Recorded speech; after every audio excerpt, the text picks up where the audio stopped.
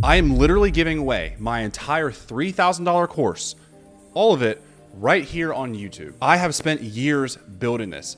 I'm talking hundreds of hours of systems, footage, training, and this is the exact blueprint that I myself and my clients use to scale to $20, $30, even $40,000 months. And to learn everything inside of this course, I have spent over $50,000 on coaches, courses, mentorships, and made plenty of mistakes with my own time and money so you don't have to. Everything I'm going over in this course is the exact same strategy I use to scale my home service business to $40,000 a month, buy my dream car, live my dream life. And it's the exact same strategies my guys inside of 6 FSB are using to do the same in their businesses. My client Josh used these exact same strategies to start his wallpaper installation business from zero, scaled it up to $8,000 a month in just a couple months. My client John came into our program with zero window cleaning experience, started his business and had a $1,500 day in his first month. Tommy came into our program with an already existing pressure washing business and scaled it up to doing $2,000 days in his first month working with us. And many more clients, all inside of 6 FSB, have used this exact same strategy to scale their home service business to 6 figures a year. I'll be going over exactly why this business model works, how to set up the foundations, how to build your brand, dial in your fulfillment, and most importantly, how to get clients and get paid. So why am I giving this all away for free? Well, I have seen too many courses selling theory, fluff, outdated information, but not practical or actionable steps that you can take away and do this yourself to achieve the result that you want. And that is all about to change today. So if you're serious about scaling your income, take notes, hit that subscribe button, and let's go ahead and dive into it because this video is going to change everything. All right, ladies and gentlemen, welcome to the first video in the whole module. First of all, I just want to give you a big shout out for being here. I'm really excited to get to know each and every one of you and really excited to work with you guys. And I wanted to congratulate you on your choice to choose to create a better life for yourself through the service-based business model, which Thomas and I are very excited to teach you. So before we continue, I want to give a quick introduction to both of us. My name is Joe Dooley. I'm 24 years old. I live in Wilmington, North Carolina. I own a wallpaper installation company here in town. I have been doing it since the end of 2022. My background is actually in digital marketing. I started my first ever business at 19 years old, a social media marketing agency running Facebook and Instagram ads for chiropractors. I also have a little bit of background in tech sales as well. So most of my entrepreneurial experience has actually been online until I found this business model. And this has been by far my most successful one. I'm sure you guys by this point, if you've seen either Thomas or I on social media, which is probably how you got here, you've seen us talk about that before. And we're going to explore and dive into why exactly this business model is so profitable in this course. That's what you're here to learn. So I've been doing it since the end of 2022. It's my most profitable business. It has brought so much good to my life, and we'll touch on that later, but I'll let Thomas introduce himself. Awesome. Thanks, Jeff, for passing it along. So, guys, my name is Thomas Gardner. I'm located in Raleigh, North Carolina. I started my business in 2023 when I was 20 years old. I'm currently 22. And I started a home service company that we primarily do window cleaning and gutter cleaning. I started it with $70 straight after my door-to-door, I guess you could call mini career from 18 to 20, which is where I got my experience from. Not only has it allowed me to, be self-employed and do a bunch of cool stuff, whether that's on the clock or off the clock, whether it's building teams, to traveling and having fun and just building a bunch of connections. It's allowed me to, follow my passion and do what I've always wanted to do, which is just create stuff in general. And yeah, that's pretty much sums everything up. Yeah, awesome, dude. I want to get to why you chose this business model, and I'll ask you that question first, because I think we're gonna have two different answers. What makes the service-based business model so beneficial opposed to other business models, like especially maybe online business or tech or anything like that? What are your thoughts there? Yeah. So when I was 20 years old, I remember thinking to myself, I would see all these reels on online businesses, just businesses as a whole. And, when you're first starting, you have no idea what to do. You think that it's super expensive. And, I wanted to find something that I could get into that was super cheap, if not, costly at all. If I could get away with $0, that'd be great. And I ended up spending $70 in doing so. One of the reasons I went with a home service company was obviously the low entry barrier, but also just the fact that it's something that cleaning windows isn't hard. Gutter cleaning is not hard. It's something that people can do. You don't need to be super talented to do it. And a lot of people growing up, they do landscaping all the time. They do all kinds of home services at their parents' house. So it's very easy to get into. And one of my bigger reasons, that I had in the back of my head was the fact that I knew a lot of the online stuff, is getting a little bit saturated. And then also the fact of like, a lot of people nowadays, and especially with college and stuff, it's getting demonized to the point where it's like, people almost shy away from the trades, but they're starting to come back to it. So I saw it as a great opportunity to go into that and then make a difference doing so, because being part of the younger generation, same as you, Joe, it gives us massive opportunity and leverage for actually creating something big and newer age compared to people who've been doing it for 30, 40 plus years. Yeah, 100%, dude. I love that. I resonate with a lot of that. So for me, my answer to that question is immediately just the low saturation. Being 24, like you said, Thomas, since I was 19, since I got into my first business, all that we really see is on social media, these Miami dudes flexing all their money on how they made all this online. And they're selling courses on how to do digital marketing, which is what I got into, SMMA, or online coaching, which, a lot of people are trying to do that now with no real world experience. I kind of fell victim to that too. I tried to do online coaching when I really didn't have anything to coach. I just saw the appeal of the business model. I was like, oh, I want to do this. So I think a lot of people, especially our age, I would say at 20s or 30s, are seeing everyone push online business because it's really easy to sell this dream of, hey, you're going to make money from your laptop, travel the world, and drive Lamborghinis. And while, yes, I do believe that it's possible, and I've made money with online business. I've done well. And, obviously what we're doing now is an online business, right? With teaching you guys how to do the service-based business model, which is what we both have found massive success in. That's all good. But everyone just wants to do that, and no one really wants to work hard anymore. People just want to just sit at home and just work from their computer. But and that's okay. But that gives people like you, who is in this program, the opportunity to put in a little bit of work, maybe physical work, maybe be uncomfortable for a little bit, but that's life. But the massive success you can find that because no one wants to do it is huge. That's why the low saturation is just insane. I mean, I think you said you went from 0 to 10K a month in 45 days, right? I went from 0 to 10 in 3 months.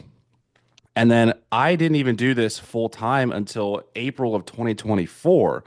So I started this in December of 2022, was still doing online business, had to make a decision because I was doing too much, spread too thin, had to put all my eggs in one basket because that's what I just needed to do to grow something. And I chose to do this business model. It was the best choice I ever made. So the extreme low saturation of this is really what sets it apart a lot. And like you said, the extreme low barrier to entry. Nowadays, like back in the day, SMA, you could just DM companies on Facebook and get clients. That's how I got all my clients. I didn't run any ads for that business. Nowadays, because I actually tried to get back into 2023, nowadays, if you don't have thousands of dollars to throw at paid ads and make good content, you're screwed. Also, Facebook has changed the rules. You can't DM businesses anymore, or you can only do it a certain amount. But all these businesses have been hit up anyways. Every single company has been hit up by marketing agencies or people that want to make content for them. It's they're tired of it. They hate it. Even I get it now, and maybe you do too. Yeah, it's like now I get it. Being on the other side, it's like fuck, this is annoying. Just all these kids. Like I respect the hustle, but dude, I mean, what do you have to show?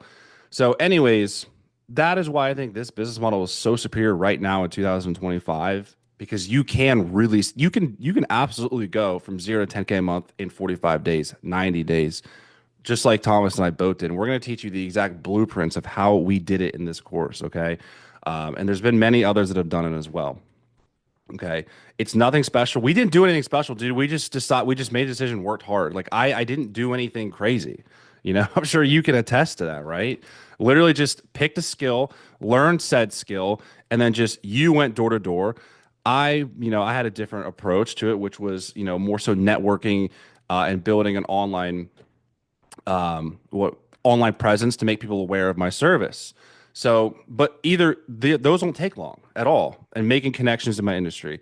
So that's it, guys. That's really it. So now I kind of want to talk about what it's done for us, the things that we've been able to purchase, um, you know, things we've been able to do for other people, just how I want to know from you, Thomas. I'll ask you this first, and I'll go.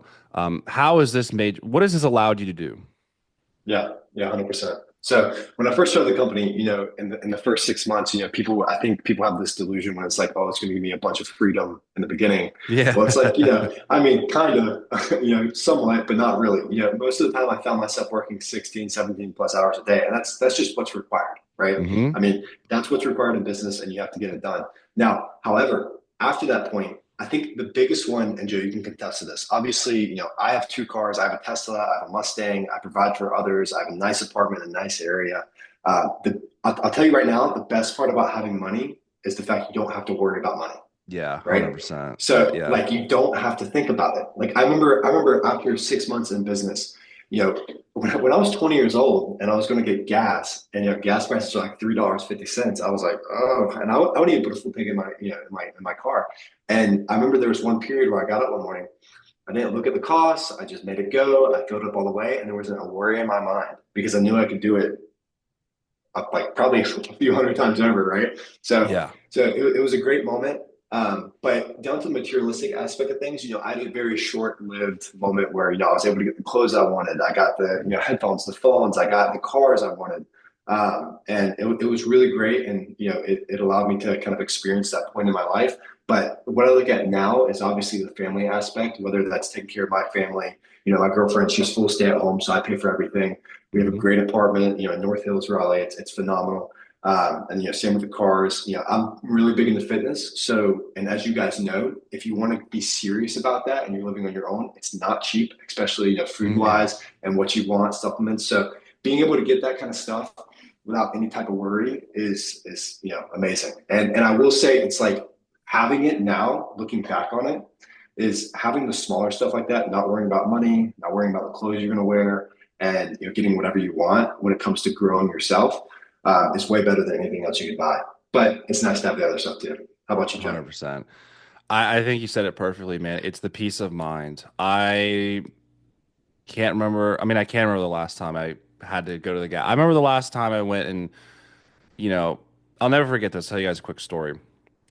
2021, I was still doing the online business. 2021 was a hard year for me. 2019 and 2020 were pretty good years.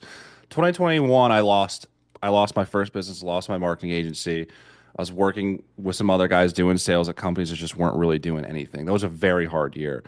I remember I went to Cookout one night with a coworker because I actually started bartending and waiting tables at a restaurant to get me through that tough time. And I tried to pay for her and I's cookout, and my card got declined.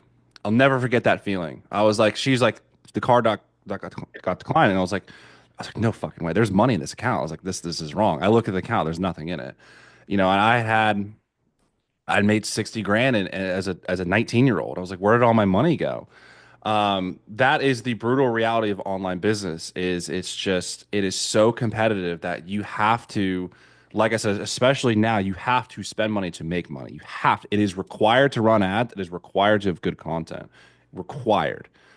Even back then, it wasn't as required, but I was reinvested in the business, and sometimes it just doesn't work. Especially me working with doctors, the pandemic hit, and that killed my business. But I pulled myself back together. I started this business model. And like I said, 3 months to get to 10K. Ever since that third month, March of 2023, I haven't had to worry. I haven't had to think about how much is in my bank account. Can I fill up my car with gas? Can I buy what I need from the grocery store? I haven't worried about it since. I go to Costco, just buy whatever the fuck I want. I'm not the kind of person that just buys shit to buy shit. I buy what I need, but the things I need are a little pricey. I eat good quality food. I'm into fitness like you, Thomas. And like you said, that is not cheap with the supplements, the food, all that stuff, the gym membership. I also now have two vehicles like you. I've got in 2024, which was my biggest year. 2025 will be bigger, but to date, it was my biggest year. I bought my Chevy Silverado 1500, which that's my work truck. Great truck. It's a beautiful truck. I love it. I love that thing so much. And then in August of 2024, I bought my fun car, which was my Corvette, which I fucking love. So I don't have to worry about filling either of those cars up with gas. The payments are fine. I don't even think about it. It's all good. But it's also because I took the bet on myself, and I just saw opportunity in this field. No one's really talking about this. And like you said, there has been a massive wave pushing back. But guys, it is early. If you're watching this, I mean, today is March 30th of 2025. I mean, no matter when you're watching it, it's still early because stuff like this takes a long time to swing back the other way. You are at the forefront of a massive resurgence of home service businesses because people like Thomas and I are finding massive success in it, and there's not a lot of people talking about it. And as we talk about it, and as we educate you guys, more and more people are going to become aware of the opportunity here again because of the low saturation and the super low barrier to entry. You don't need to spend $10,000 on ads and content getting into this business. You can, what'd you say, $70 worth of materials? For me, it's like 500 bucks worth of materials and a little time and effort into learning the actual trade and how to do it, and then learning how to sell, especially in your case, Thomas, and with the pressure washing business models, all the business models that you're really going to focus on teaching, well, that door to door really works for a little bit of skill there, and boom, again, in 45 days, you can absolutely make 10 grand, easy. So, yeah, man, I am so thankful to have found this. It took me a lot of failures and trials and tribulations to get here. Again, I was up as a 20-year-old. I felt like the world was mine with my marketing agency, and I lost everything. But if I hadn't done that, I wouldn't have found this, and I wouldn't now be in a position to create an impact on people older and younger. I mean, it doesn't matter how old or young you are. You could be 18 years old and not have a clue what you want to do with your life just coming out of high school. Or you could be a 45-year-old stay-at-home mom who wants to find a new hobby and maybe just make some extra income for the family. Whoever you are, you can absolutely succeed in whichever trade that you choose. And we are here to guide you every step of the way. So, again, really excited you're here. Congratulations on making a huge step. Feel free to reach out to either of us at any point if you guys need support. That is what we are here for. We want you to succeed in our program. We want you to change your lives like we have. We could sit here and talk about how great our lives are now that we do this, but that's not really the point of this. We just want to give you guys a little idea of, hey, Thomas came from where he came from. I came where I came from, and we are here, running successful businesses. Both have two cars, being able to afford the really great lives that we live. I love my life. I'm so grateful for it. But it's at the end of the day, it's because I decided to make a choice. Same with you, Thomas. So that's it. That's all I'll say. Again, really glad you're here. Please reach out to either of us at any time if you guys feel you need support. Thomas, any closing remarks from you before we end? Yeah, just like guys, this is the first step to the journey of look, like I have humility and something I want to do. You guys are taking the chance to do it, and you have to bet on yourself, and you guys will succeed at anything. So Absolutely. It's that's all really there is all a to say. mental game at the end of the day. It's how bad do you Yeah. want it? How hard are you willing to work? And finally, you said it earlier. I forgot to double down on this point. You will get to a point if you stick with us long enough where you can be a little bit like us. You can relax a little bit. You can take the trips. You don't have to stress and worry about things. But the first 6 months, guys, you should put as many hours into this as possible. The biggest lie that you're sold, especially by these online business gurus, is that again, you can just put in a little work and you can screw off to any country and work from your laptop and you'll never have to, 12, 8-hour days or over. You don't have to work, 2 hours a week. That is not real for any business model. There is a point where you get to that, and neither of us are there yet. Are we working, 12-hour days, 6 days a week? No, we're not. We're not doing that anymore. We're kind of at that middle ground now. At least I can speak for myself. I don't know about you. But the more work you put in up front, the less you'll have to do later. So we are not trying to sell you some crazy dream if you're not going to have to work ever and you're just all going to be done for you. No, this is going to require hard work from you. And we are just here to simply help you through the tough times and give you the tools that you need to succeed. So that's all. I'll leave it at that. Excited to see you guys in the program. Congrats again for being here. Like you said, Thomas, first step. And yeah, I'm excited to see you guys and everyone that's watching us now. I'm excited to see where you are in 3 months. So yeah, Thomas, I'll let you wrap it up and we'll be good.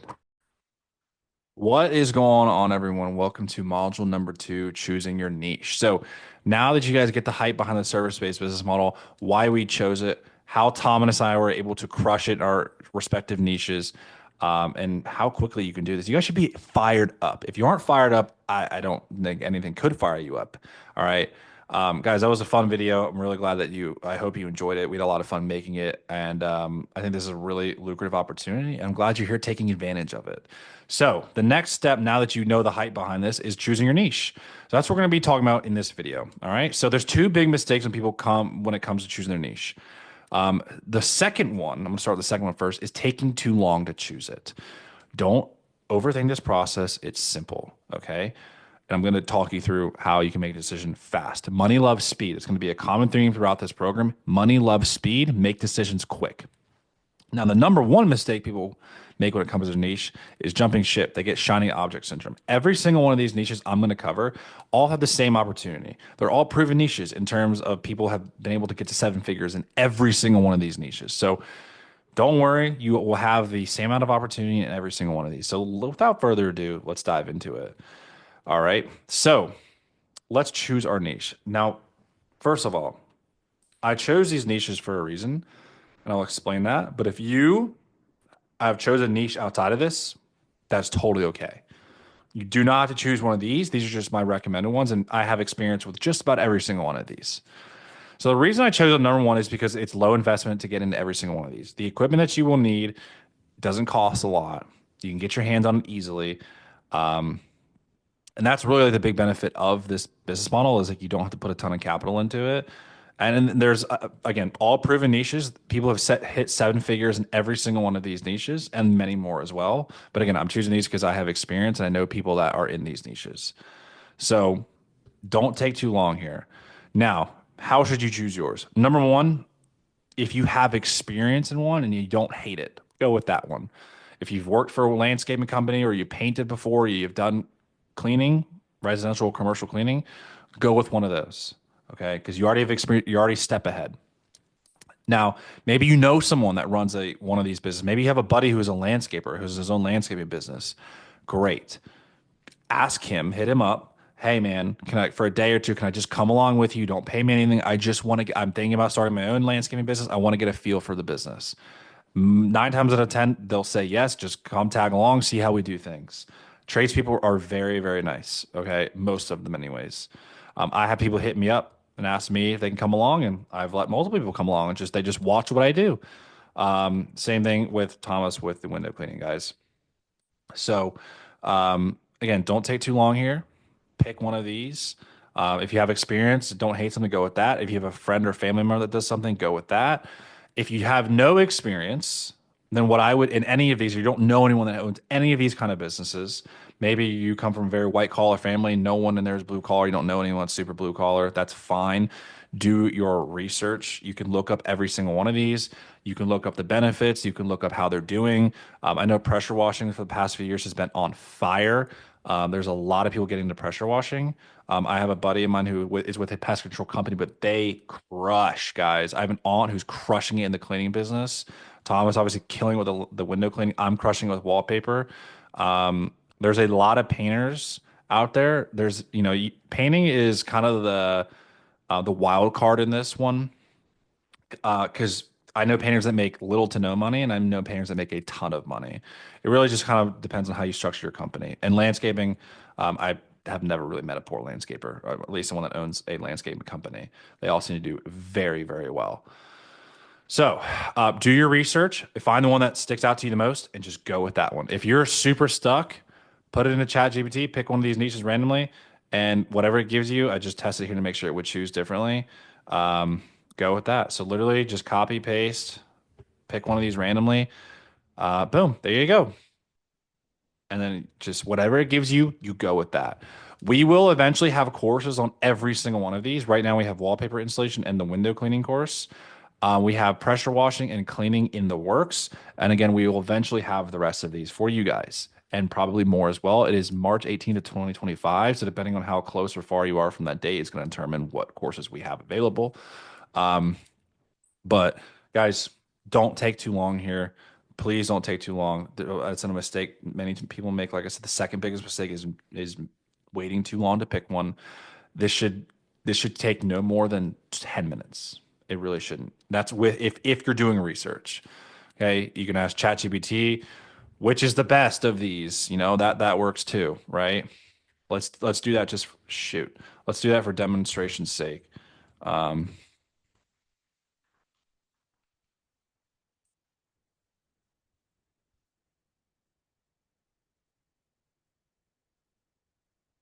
you could say start a business or see, like I said, since I'm already experienced in wallpaper installation, I should go with that. Best options based on profit demand, pressure washing, pest control. See, these are really great businesses right here. People crush with these. But as you guys see, easy to start with minimal investment. They all are, but it's just picking the best out of the whole list. So, best for long-term scaling and branding. There you guys go. Right. So you could even off of this I just got here, you could just pause the video, take a second, read through, and just pick one. The main goal is just to pick a niche. Don't take too long here, guys. All right. This is supposed to be a quick and easy process. I know it can seem overwhelming. And like, what if I make the wrong choice? You won't. All right. Unless you absolutely hate something, then yes, switch. But don't do it for any other reason. Just pick your niche, go with it. You'll be fine. I promise. See you in the next. All right. Welcome to the next step in the course. Now that you have chosen your niche, it's time to come up with a name and logo for your company. This is a process that shouldn't take people a lot of time, but it does. A lot of people get stuck here. So I want to get you guys in and out of this as quick as possible. Okay. Don't think too hard about your name and certainly don't think too hard about the logo. And with the help of ChatGPT, you're not going to really need to. So let me go ahead and share my screen with you guys. And we're going to go ahead and get started. For this example, we're going to be doing a car detailing company. So let's say I'm you and I've decided I'm joining six-figure service-based businesses and I want to do car detailing. So you've chosen that. Now you need your name. All right. So this is how I would do it. Generate me, let's say 20 name ideas for a car detailing business based in, let's just choose a random city, Houston, Texas. You can say, you know, get the more detail you give it, the better, right? So at first, I wouldn't be super specific about what kind of cars you're detailing, but let's say in the end you wanted to be a luxury car detailer. All right. My brand, details luxury vehicles, vehicles, and let's say you're mobile, and we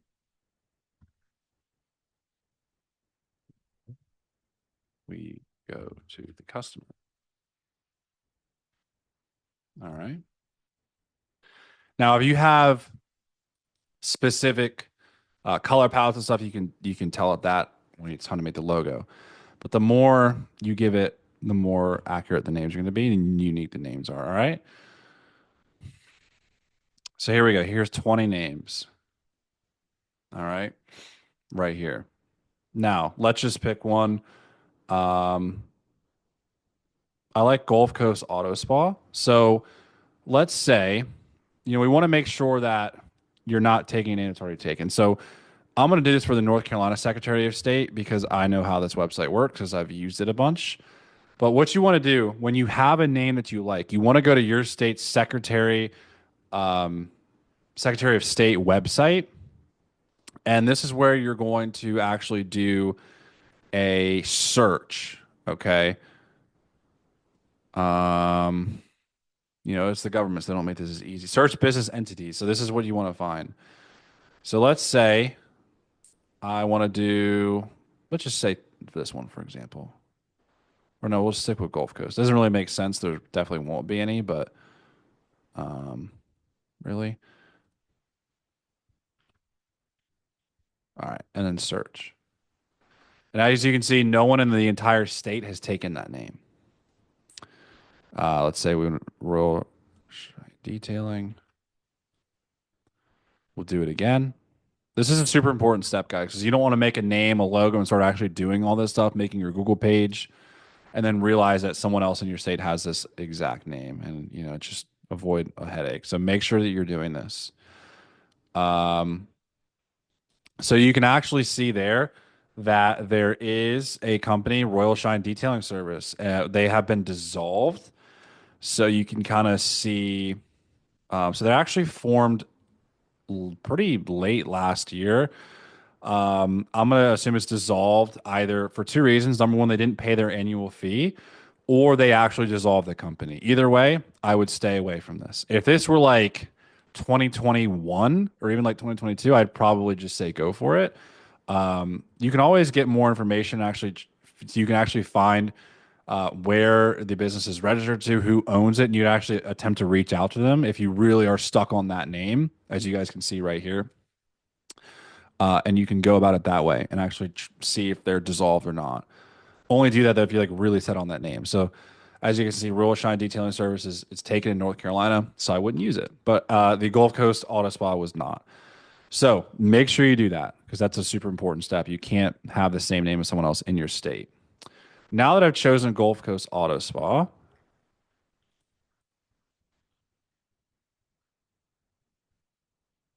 make a logo. Use the colors blue, white, maybe red, and black in the logo. Keep it simple while incorporating car detailing into it. And then you'll see here, ChatGPT is going to generate us a logo. And I actually will show you guys. I did this for a pressure washing company as well. And I'll show you that logo came out insane. So as you can see there, that's pretty damn good, right? Obviously, you can make adjustments on it. You could take this and put it into a software like Canva and really kind of touch it up.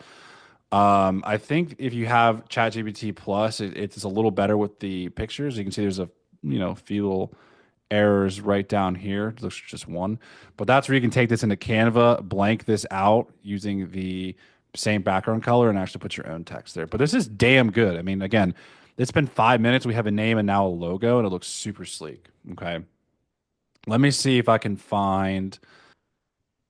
Okay, guys, I found it. I'll show you guys this example.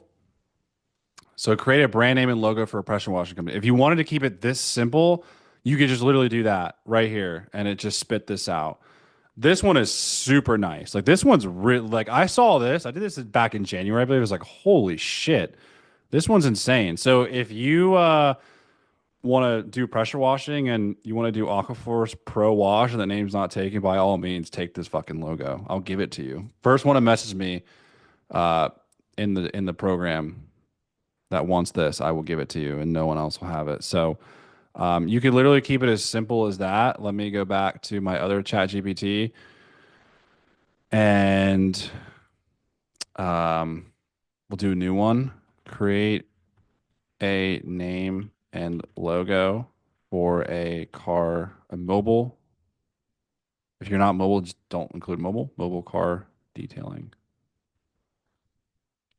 business.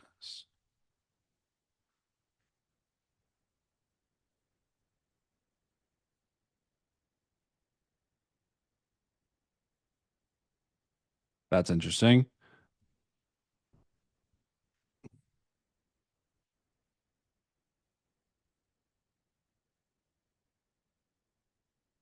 And you guys can see there, that was a little weird. I don't know why it didn't do what it did on the other one, but nonetheless, it's still super easy. There you go. On the spot. That one's great too. I really like that. So you guys can see how easy it really is to do this. It takes little to no brain power. Just pick a name. Make sure you search your state Secretary of State website to make sure the business name isn't taken. And if it's not, create your logo. Touch it up in Canva if you want, or you can give if you're good with AI, you can give the tweaks to AI to have it tweak it for you. And that's it. So I will catch you guys on the next module. All right, ladies and gentlemen, welcome to getting your LLC and your business insurance. So I'm going to quickly explain what these are. You guys, most people probably know, but for those who don't, I'm going to give a quick explanation. So an LLC is a limited liability corporation. Means you're incorporated with your state. So you're like a real business. Okay. This is going to allow you to do a plethora of things: open business bank accounts, get business insurance. Those are the big two, but some other things as well. You need to have an LLC, okay? Because you need to have business insurance. You are going to make mistakes, hopefully not many, but it happens where you're going to break something of someone's, of a customer's. You need to make sure you're covered, okay? It's going to give them a peace of mind knowing that if anything happens, if you actually screw something up, it's okay because you have insurance, all right? Business insurance is really not all that much. I pay about $55 a month for it, and the LLC is you pay that once and you have to renew it every year, which is also not that much. So there's many ways to get an LLC. If you type in LLC on Google, you're gonna find a lot. Okay, I'm gonna show you what to avoid. Let me share my screen with you guys. So you're gonna get all these websites: LegalZoom, Zen Business, the Secretary of State, which is actually the way you're gonna want to do it. It's the cheapest way to do it. But you're gonna get all of these websites, all these services that are gonna just create an LLC for you. These are gonna charge you a fee on top of what you're paying the state. So these are stupid. Don't do these. What you want to do is go to your state Secretary of Service, Secretary of State website, and this is where to get your LLC. Okay, so all you do for me, just NC SOS and pops right up. SC SOS for South Carolina, boom, right there. California. Okay, it's all you have to do, guys. There you go. Right, Secretary of State from New York. Okay, you're gonna go through your state Secretary of Service to make the website. God, I don't know why I keep saying that. Secretary of State to make your LLC. If you just don't want to do it for whatever reason, yes, you can use one of those services, or yes, you can use an accountant or whatever to do it. That's fine. But like it's so easy. I will kind of walk you guys through. Register your new business. Most of them will have a thing like this. You'll log in, and it's really easy to do. You're just gonna fill out some information and like what kind of business you are. It's super self-explanatory. It's super easy. I believe it's about 150 in North Carolina to do it, which is not that much at all. Okay. So it's really cheap and an absolutely necessary step once you have your name. Once you have your name down. And again, in that video, I showed you guys how to use your state Secretary of State website. I got it right that time to do a business name search. That way you don't take someone's name that's already been taken. You make your logo and all that business cards, and then you find out that, oh, someone already has this name, and then you could actually get in trouble. So don't do that. So again, make sure you do your name search on your state Secretary of State website before you do your LLC. Okay. Now, once you have your your LLC, they're going to give you an EIN number, which you're also going to need for taxes. Okay. And W-9s. What EIN is the business identification number. So it's your social security number for your business, if that makes sense. Okay. So you'll get that once you create your LLC. You'll get that from the IRS. Now, business insurance. I get mine through Erie. If you know Erie, guys, they are probably one of the best insurance providers for everything. Car insurance. I got a buddy of mine who has Erie insurance, and they're really great. He really likes them. I get my business insurance through Erie. I get it through a broker. Same one my mom uses. So if you know someone, go through them.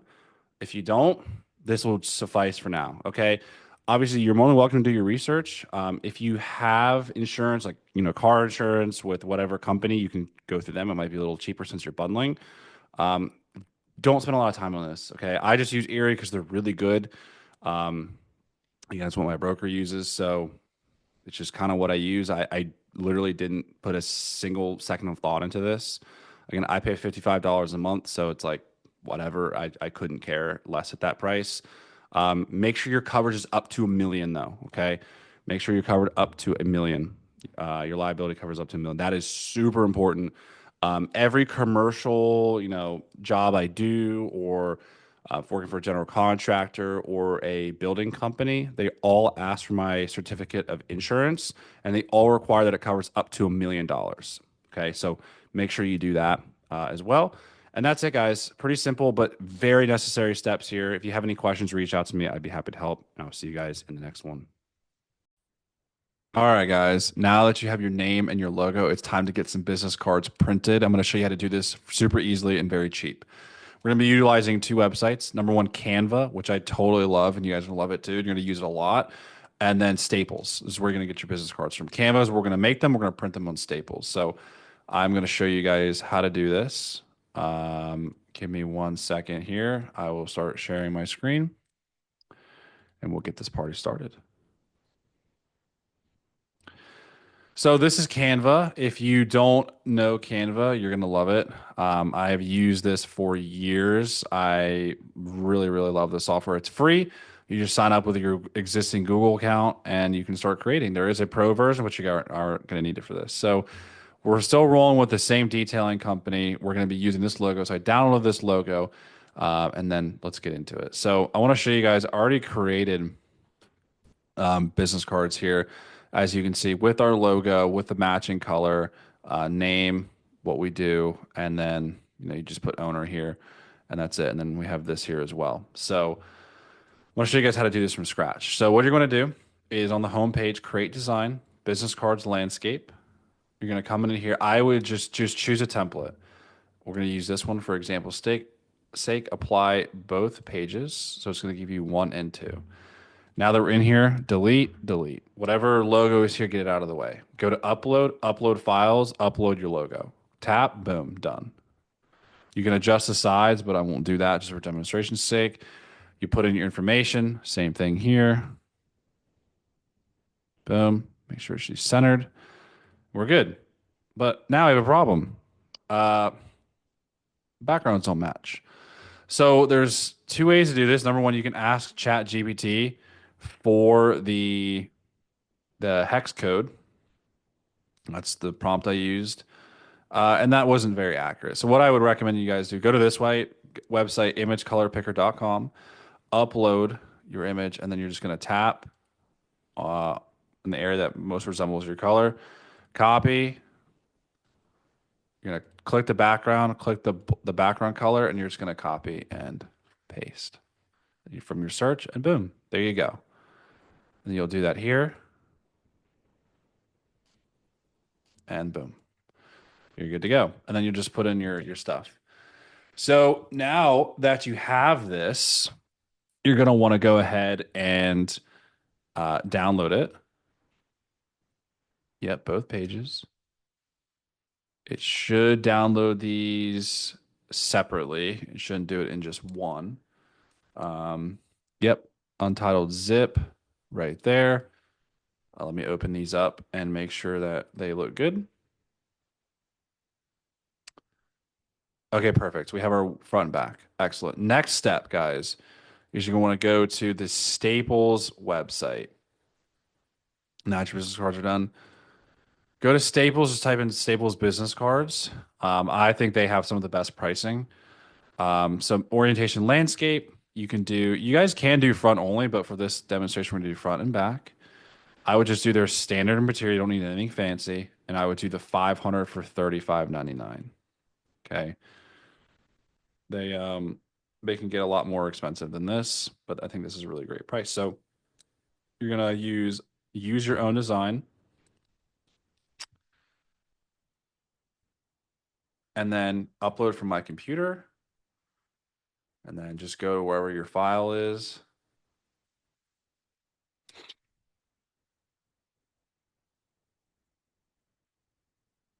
Okay, that's weird.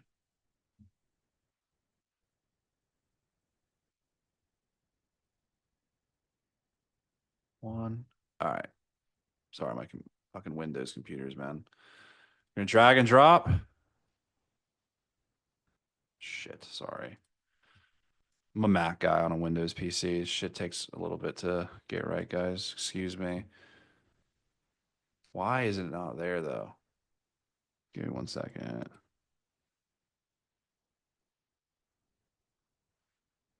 All right. Move them. So here you go. Right there. Bing. And then again, should have already adjusted all this information inside of Canva. So here's the front. And then we'll do the back. And again, you guys could switch, you could have this as your front, your information on the back. That's actually how I personally do my business cards.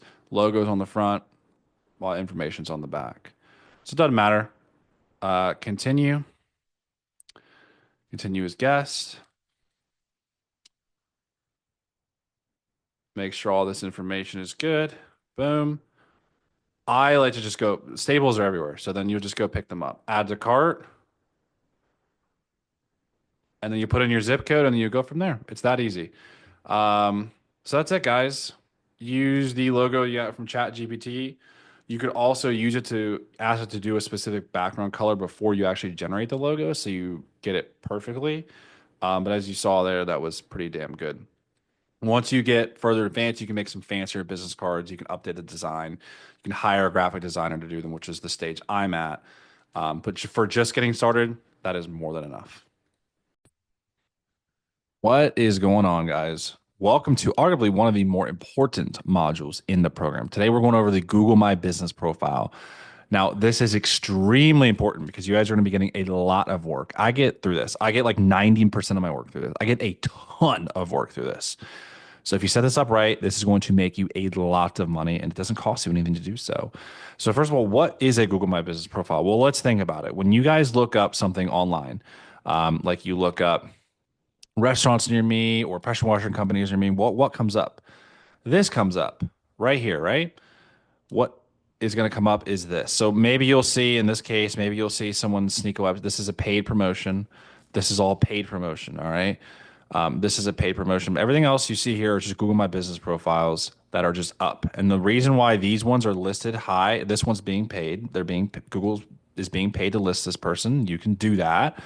But all of these other ones are not being paid. So really, Squeaky Clean is number one because they have the most reviews out of this list, it looks like.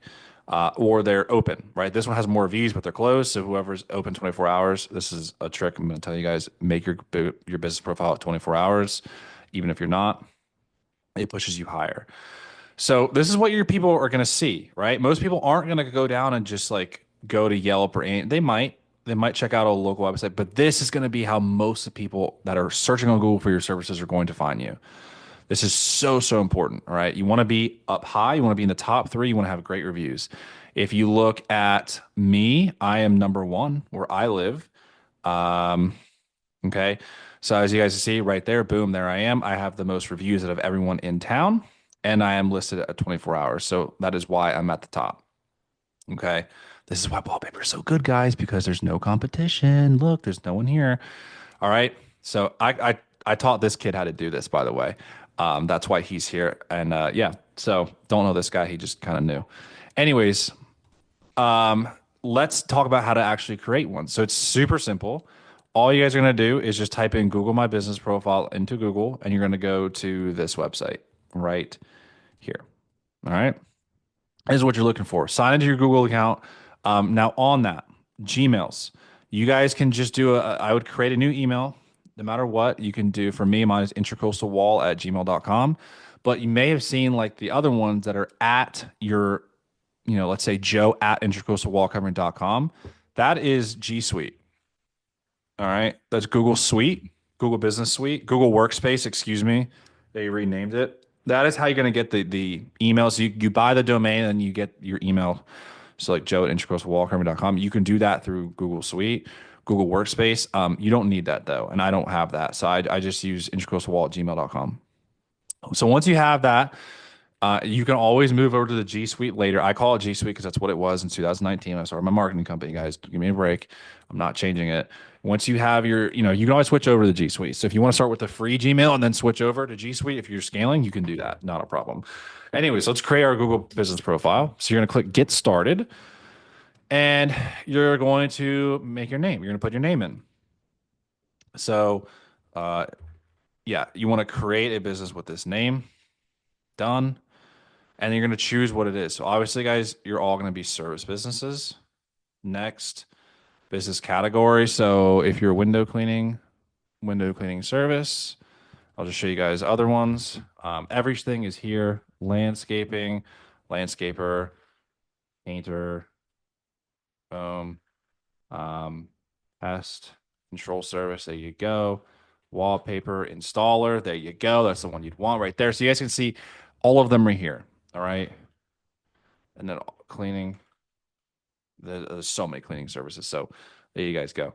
For this one, we are a window cleaning service. Next. This is so easy.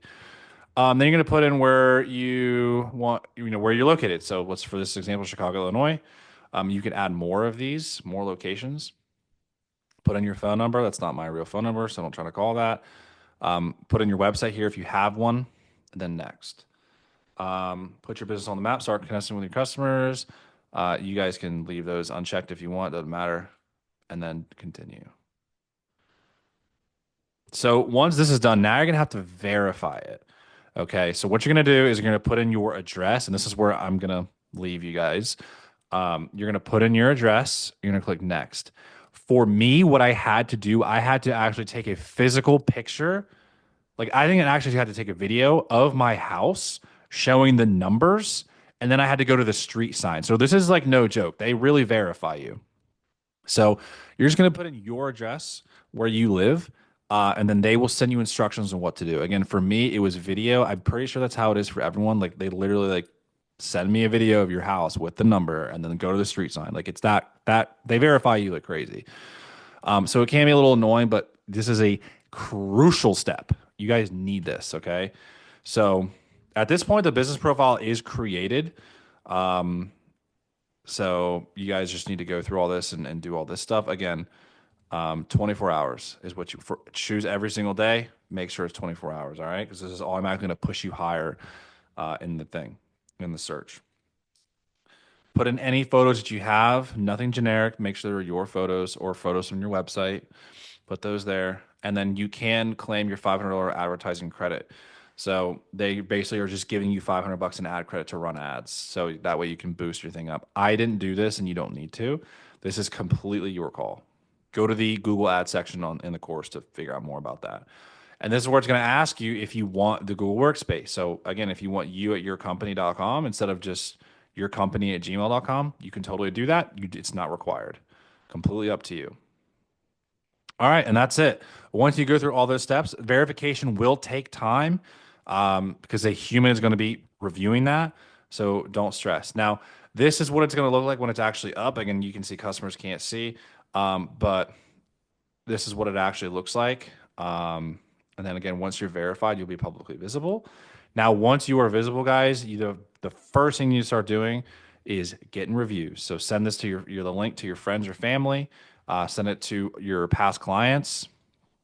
Send it to anyone who will leave you a 5-star review, because this is what's going to boost you up in that algorithm. The more reviews, it's why I'm number one, because I have the most reviews. Okay, I have the most, and they're all 5 stars. So that's why I show up as number one in Wilmington, where I live, for my service. So that's it. And then if you ever want to delete it for whatever reason, business profile settings, remove, and then remove, and continue and remove. So that's how you delete it, right there. So there you go, guys. That is Google My Business. It's pretty basic. That's how you get it up. You want to add as much information to that as possible. So address, email, phone number, photos, and get those reviews. The big reason we're doing this is for reviews. Reviews are going to push you up. Google is the number one search engine, so people are looking on Google for your services. I get 90% of my business some months from this. 90%. That is, so I very much heavily rely on Google. It's that important, and it can really make or break you. So guys, do good work. Do 5-star worthy work. That's number one. You want to earn those 5 stars, but you want to get as many as you can as quick as possible. So again, don't hesitate to reach out to friends, family, and past clients that you've done work for. Okay, doesn't matter, or past companies you've done work for. They might even be willing to leave a review. Ask, and after every single job, you ask the client for a review. I have even given discounts. I've given discounts of $50 up to $100 for Google reviews. If I overquote a job, and I'm like, there's been times where I overquote a job by a few $100. I'm like, hey, listen, this is really easy. I'm not going to charge you what I charge you. I'll make a deal with you. You leave me a 5-star Google review, I'll knock $100 off the price. And they will always leave you a review. You might want to do that just to get started. That's what I did. That's how I got so many reviews so quickly. Because I realized the seamless guy was ahead of me, and I'm like, nah, no one's beating me. That's how I beat him. So he was at 20 when I was at 1. Now I'm at 27. He's at 25. So he's trying to catch back up with me. And the other dude is catching, the Joe Dooley effect. What can I say? But guys, be that person in your community that the other company's just like, oh shit, we gotta like step it up. People are stepping up because of me. Be that in your community too, and you'll be just fine. I'll see you guys in the next module. All right, ladies and gentlemen, I'm going to be showing you guys how to get your website up. This is one of those things that's pretty necessary, but it shouldn't take long. Please do not overthink this, okay? Some of you are very detail oriented and want the most fire, crazy website off the bat. Please don't waste your time, okay? You just want something up so you have a website. Very, very few people, I would say that out of all the social media, the Google My Business, all that stuff, the website is the least important. But still, it looks good to have one because you will have people ask, hey, like, can I see your website? It's just one of those things. It's like no one really looks at them anymore. But when people want to look at them, it's good to have one. You don't want to be like, oh, I don't have a website, especially because how cheap they are to run. So let's dive into it, guys. First off, let's talk about hosting your website. Can this freaking Zoom thing move? Thank you. Host on Wix.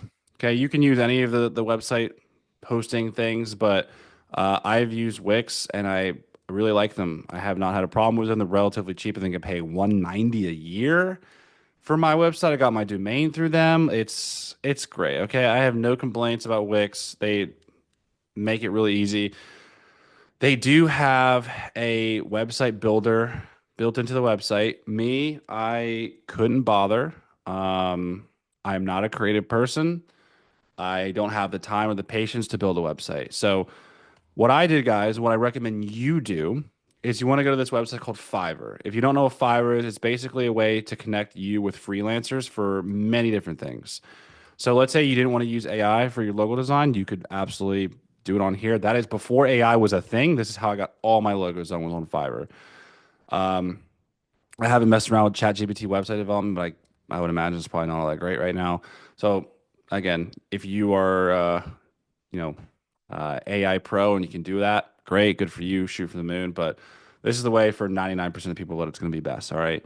So again, if you're this creative person who has the time and you have the patience, you want to build yourself a cool website, do so by all means. But you don't need to do that. You just want something there. And I'm going to explain where I'm at in this stage. So first of all, go to fiverr.com, go to website development. Okay.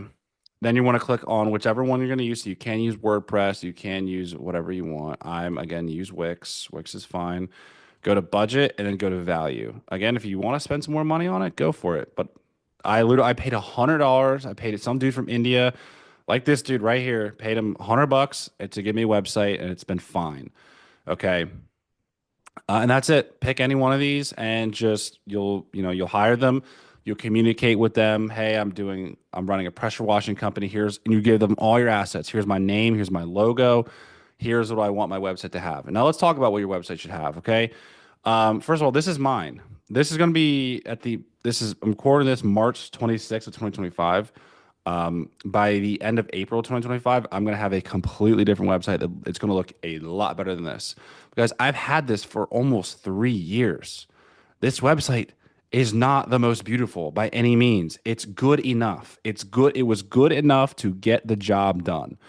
I have got plenty of jobs through this website because I have a contact us right here, which leads me to say, okay, there's 3 mandatory things you need to have tabs. You need to have home right here, which is just shows some of your work off, explains your company, tells people what you do, explains why they should choose you over your competition. All right, and a button here to book a free consultation. For $100, guys, this is not bad at all. And then portfolio to show off your work. You want people to be able to go here and look at some of this. I haven't updated this in 2 years. I haven't touched this in 2 years because people are really looking on Instagram for that stuff. But like, again, it doesn't matter.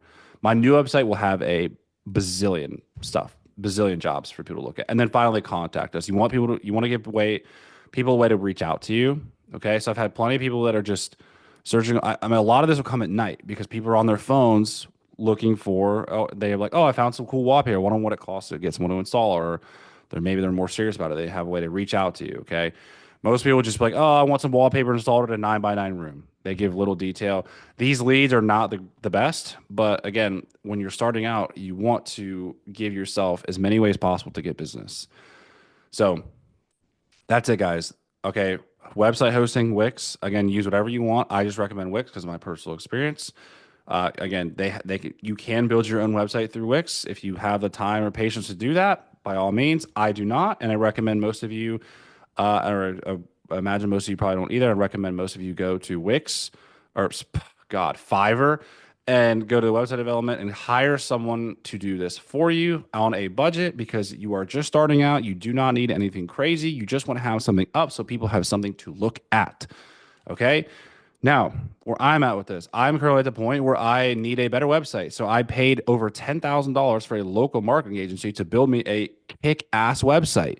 You can do that when you have $10,000 to spend, which if you are just starting your business, you probably don't right now, which is okay.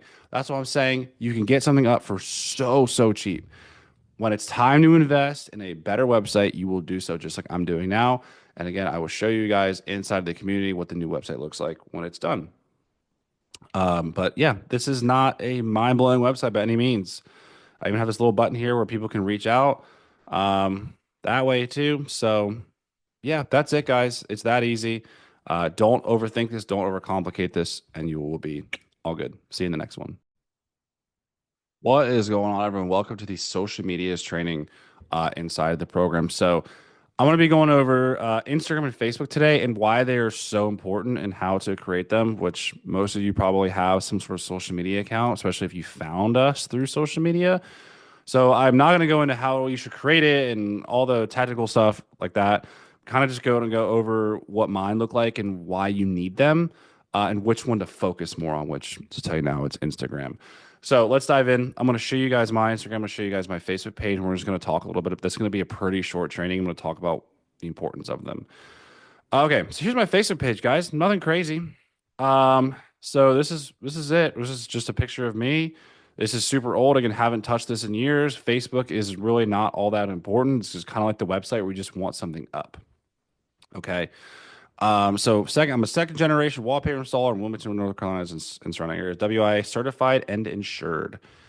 Gives people my contact information. I've posted some stuff on here. Again, I haven't posted a lot because I've just been really focused on building the business, but moving forward with my marketing company I'm working with that you guys can get through our program, we're going to be really dialed in on posting a lot more. All right. Let's check out Instagram. Instagram has a lot more stuff on it, and you guys, I've a lot of followers on here. Same thing, just kind of a little different than Facebook. Facebook's a little bit more like, just think about it like this. 55 and plus and older are going to be finding you through your Facebook page. Make sure it's tailored to them. Very easy explanation. This is who I am and what I do. That's it. Boring, done. Instagram is going to be everyone under 40 and your designers and everyone else is going to find you. Okay. A lot of your younger folks are going to be finding you. So make it a little bit more fun, you know? So I have my bio here, which is pretty solid. Profile picture, which this is going to be either a picture of you or your logo. Again, massive Instagram overhaul coming soon. And why I'm doing this before all the overhauls are coming, guys, to show you that I've been able to do what I do with pretty shitty websites and pretty shitty social media. Okay. And I still make great money. There is no magic in this. The magic you're looking for is in the work you're avoiding. We're all about just doing the damn work and doing it well. This stuff is going to help you, but it's not going to make or break you. Okay. And you will get to the point where I'm at where you're going to reinvest. And then that'll take you to the next level. Okay. So this is it. This is my Instagram right here. Now, why Instagram is so important, again, is going to showcase your work. This is where most people are going to come to look at your work is Instagram. Okay. It's also it's great to connect with other people in your industry. This is another huge thing with Instagram that I like so much. You can follow all the other companies in your area that do what you do and get to know them and interact with them and like their content, comment on their stuff. And that is going to help you get in the door with them. If they see, hey, my competitor is really nice, he's encouraging, he or she's encouraging, they have the mindset that those at the top collaborate, they don't compete, they might just reach out to you naturally. But that is going to set you so far ahead of the guy who's just trying to come in and just, I'm going to fucking outwork everyone, I'm going to beat everyone, I'm going to take everyone out. It's like, of course we want to win. We want to be extremely extremely profitable. But we want to be the number one in our area. Okay. But we also have to realize that there's other people that do what we do, and it's in your best interest to make friends with them instead of enemies. All right. So this is a great way to connect with people, and it's also a great way to connect with people that will give you more jobs. In my case, designers, general contractors, construction companies. In your case, it might be subdevelopment, subdivisions, communities. If you're like especially pressure washing to get those big contracts, window cleaning, same thing. Painting companies, similar with me, designers, general contractors, construction companies, etc. Okay, so Instagram is really important. I would definitely put if you're gonna put any effort into the website, the social media, um, Instagram, Facebook, website, Instagram. Okay. Haven't really messed around with TikTok too much. I don't have a TikTok account for my businesses at all. I don't think it's a bad idea to. It's something we'll probably do in the future just to test it out. But I don't know anyone else that really does that. So that's another thing you could probably take advantage of. And we're going to talk in other trainings. We're going to talk about other things like Nextdoor, and how you can utilize those, and Facebook groups, how you can utilize those. But this is a basic. These are the social medias you need, and this is what mine look like, so you can kind of go off of mine, especially with the bios and stuff, and how to use them. Okay, so that's it, guys. Create your social medias, just your business name, put your logos up. I would introduce yourself. You could put a post of just your picture. Hey, my name is XYZ. I do XYZ thing. Really looking forward to serving your community, our community. So stuff like that. If you have any questions, hit me inside the program, and I'll see you guys in the next one. All right, guys, welcome to the first module in getting jobs. Okay, this is how to get jobs for free. This is where the fun begins. This is where I am really, really excited to do this part of the program. All right, so by this point, you understand why we're in the service-based niche. You have your name and logo. You have your LLC and insurance. You've got your business cards, Google My Business, website, and social medias up and running, and you're ready to start getting some jobs. Okay, so now why I'm very excited to make this part of the course. We're kind of starting with the most boring, but potentially most profitable off the bat, and that is the warm leads. Now, what do I say when I mean the warm leads? I mean people that you know. So, what you're going to do as soon as you're ready to go is you're going to go to your phone, you're going to go to your contacts, and you're going to start going through your contacts and finding people who might need what you are offering. So, for everyone in this program, homeowners, you got a friend who owns a house, you're hitting them up. Your parents, grandparents, aunt and uncles, cousins, friends. I don't care if you haven't spoken to them in 5 years, you're going to hit them up.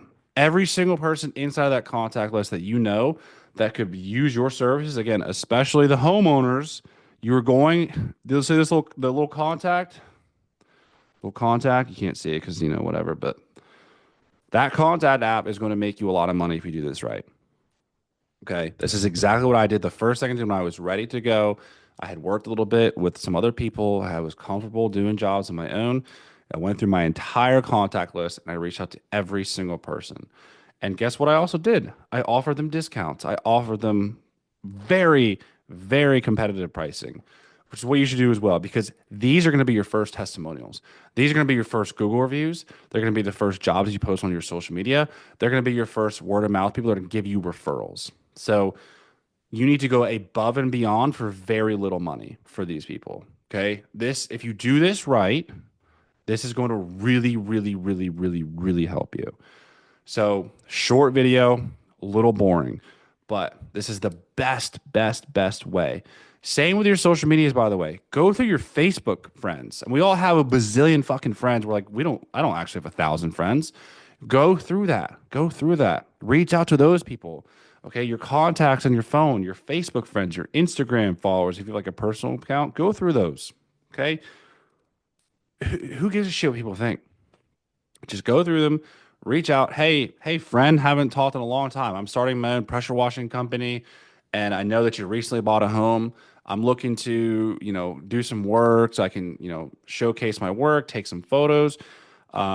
I'd offer you really great pricing if you're willing to help me out, help you, whatever. You guys can craft it. It's not that hard. Just reach out to these people. I don't want to give you just a standard message to send because everyone's going to be a little different because these people are, they have different priorities in your life. So every message you're going to craft a little differently for who these people are. So but it's that simple. Hey, I started this business, looking to get my feet in the door, looking to get some testimonials, looking to get some proof of my work. I know you recently bought a house or whatever. I'd love to do some work for you for, I don't know, hook you up at a really competitive rate. Let me know. That's all I have to say. Really that easy, guys. So, your actionable step after this video is to go and do that right now. Do not go to the next video. I'm watching you. Don't fucking do it. You do not go to the next video. You stop right here. And you stop right here until every single person that qualifies for your work, okay, homeowners, people that have maybe got a little bit of money, don't matter who. If you see their name and you're like, yeah, that person, that would like my work, you're hitting them up. Do not go to the next module until you do that. I'm watching you. Don't.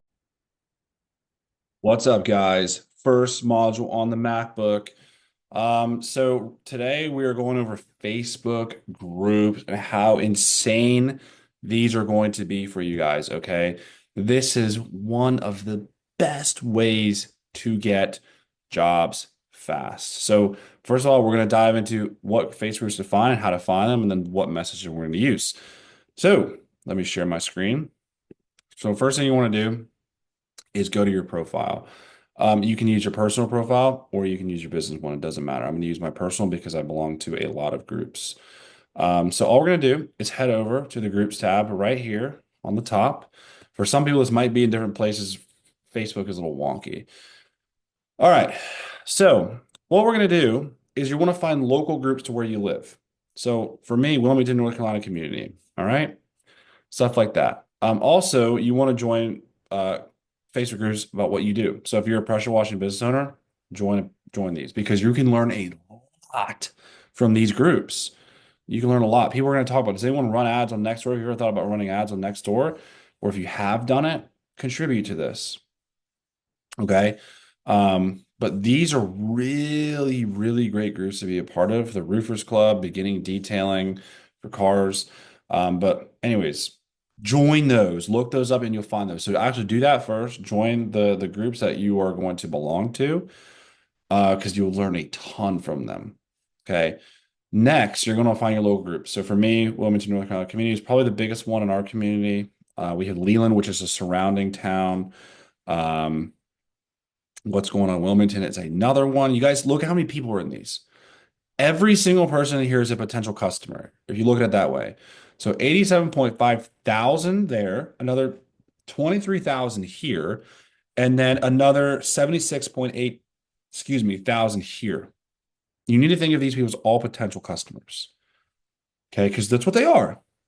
So let's see if I can find a few more. I think that's really it. Another one, Waxhaw, North Carolina, where I used to live, where my parents live. This was a big one. 25.8. Okay. So there's a lot of these groups. Leland and Brunswick County, those are counties near me. Again, I posted in all of these. I'm in these because I posted these. So all you want to do is you want to search up where you live. So let's say you live in, let's just use Richmond, Virginia for this. Groups. Okay. You want to go through Richmond events and vendors. Doesn't hurt. Probably not exactly what you're looking for, but sure. Free everything? No, because you don't want to be free. Richmond VA Marketplace. Sure, join that. Counted class, I don't know, classifieds and events. Yeah, sure, join that. VA things to do, like just go through and join a bunch of these. Richmond VA contractors, great for networking. Okay, you don't want to post what you're doing there because these are all contractors. These are all people that it's just a networking group. Okay, but you want to just scroll through these. All right, let's do Charlotte, North Carolina groups. Again, these are great. So when it's just the name of the city, there's no specific objective. You have to be careful with Facebook groups sometimes because sometimes they will have specific things that they're trying to accomplish. And if you kind of step outside of that, then you could get in trouble. So for this one, right? No porn, no religion, no arguments, no political, no curses, no racism. Okay. Typical things, right? That applies to every group, but it doesn't say like, hey, you can't promote yourself. So promoting yourself is okay. Some groups will allow you to promote yourselves on certain days of the week. So familiarize yourself with these groups and their rules because you don't want to get kicked out of all these groups. Charlotte business owners, another one for networking. Like just, you go through these and you start joining them. By the way, another thing too is if you have like big neighborhoods in your communities or where you guys live, everyone, not everyone, but if you're in like um, big suburban areas outside of big cities, like I kind of am, you should look up like there's everyone knows them, those giant neighborhoods or like there's the neighborhoods where it's all like very wealthy people. A lot of those times, those neighborhoods will have Facebook groups, and a lot of times they're not really that strict about checking. So jump in there and check. Let's do Charleston, South Carolina groups. Perfect. Right here. This is a great one. Everything Charleston, South Carolina. All right. These are the groups you're looking for. Charleston Business Advertising. This group is for people to advertise. So these groups are going to be quite small because a lot of people aren't going to join groups looking to get pitched to. That's okay. It's a start. At least the people in here, they know that they are getting pitched to. So these are great too. You won't get a ton from these, but again, it's just another one that's worth it. Local businesses of Charleston, great. These two, I'd highly recommend you join if you're in the Charleston area. Meet new people, that's great. Local favors, it's great. Let's talk Charleston NC or sorry, SC. These are great, guys. These are really good. Like a lot of cities will have these. All right. Let's see what Miami's got. One of my favorite cities. Miami, Florida, 368,000 members, guys. Look at that. Miami, Florida for sale, market, and news. Great one right there. 47,000. Miami, Florida, 33,000. All right, guys, these are huge. Okay. So that's what we're looking for. We're looking for groups in your city that you can join and start posting. Now, what do you post, you ask? Let me show you guys what you're actually going to be posting in these groups. Give me 1 second. Okay, so all you guys are going to say, super easy. I'm going to share my screen with you. You're just going to say this right here. Hey, everyone. My name is Joe. I'm the owner of Intracoastal Wall Cover located right here in Wilmington, North Carolina. I am looking for 5 homeowners who are interested in getting wallpaper getting wallpaper installation at no cost. All I ask in return is a review or a testimonial for my business to help me grow. That's it. You're saying, hey, I live right here. I am the owner. You could even say, again, this is like a pretty basic message. You can take that and build on top of it if you guys want. But I'm the owner of X company. We just started up a few months ago. I'm looking for 5 homeowners who are interested in pressure washing at no cost to them. All I ask in return is a testimonial for my business to help me get more customers. Anyone interested? Question mark. That's all you have to say. It's not hard. Okay. So that's it, you guys. There it is. I will post this down below this video so you guys just copy and paste this. You can take this up to ChatGPT and ask it to make different versions of this message. You can even go into ChatGPT with a prompt saying, "Hey, this is what I'm doing. I'm posting in Facebook groups. Come up with a few different messages for me." You can do that too. All right. Do not take too long on crafting messages and finding groups. Okay. The biggest thing you have to wait on here is getting accepted to these groups. And that's it. I would recommend you stay pretty active in these groups. I'd recommend you engage because when you engage, you get a badge that says like, top engager or top contributor or whatever. So when you come into these groups and you have those badges, people are automatically going to trust you a little bit more.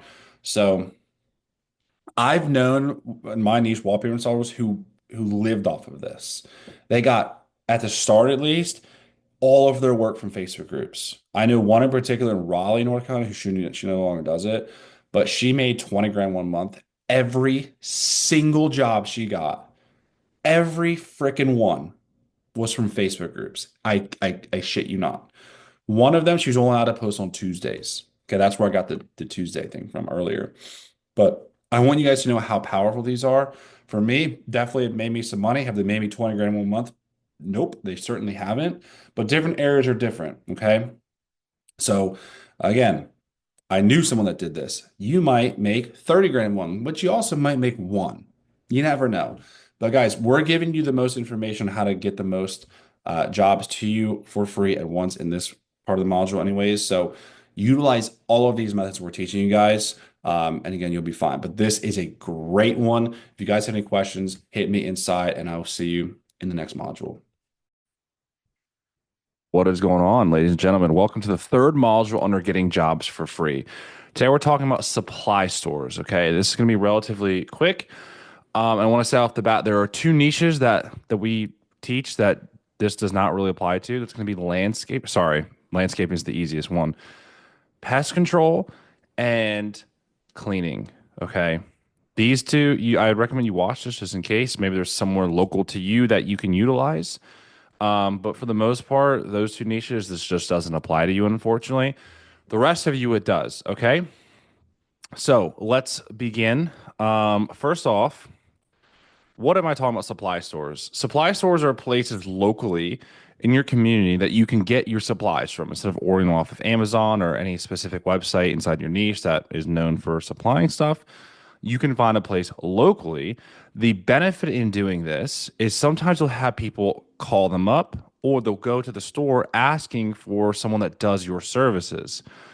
And if you build this relationship with them, you can give them business cards. You know, you're a good customer. Again, you have that relationship. They're going to recommend you every time. Okay. You can get a lot of business this way too. For me, with what I do, it is Sherwin-Williams. So let's start with that. If you're hanging wallpaper like me or painting, Sherwin-Williams is your best friend. Okay. The best thing for these two, it's probably the easiest besides landscaping. There are Sherwin-Williams everywhere. They're a great store. I mean, think about it. Where do you get your paint from? There's really three names that come off the top of my head. Sherwin-Williams, Lowe's Home Improvement, and Benjamin Moore.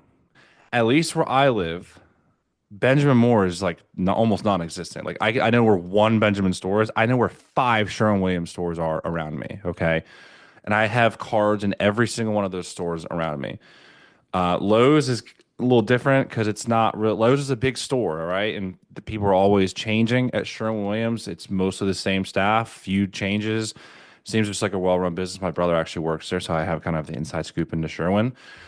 But for myself, wallpaper hangers and painters, Sherwin-Williams. Okay, get to know the managers, get to know the staff, bring them lunch. Do whatever you can to make it as easy for them to help you, and do whatever you can to help them and go out of your way to make their lives easier. And then again, like bring them lunch. This is a cheat code my brother taught me. Bring those guys lunch. It doesn't matter what it is, just sandwiches.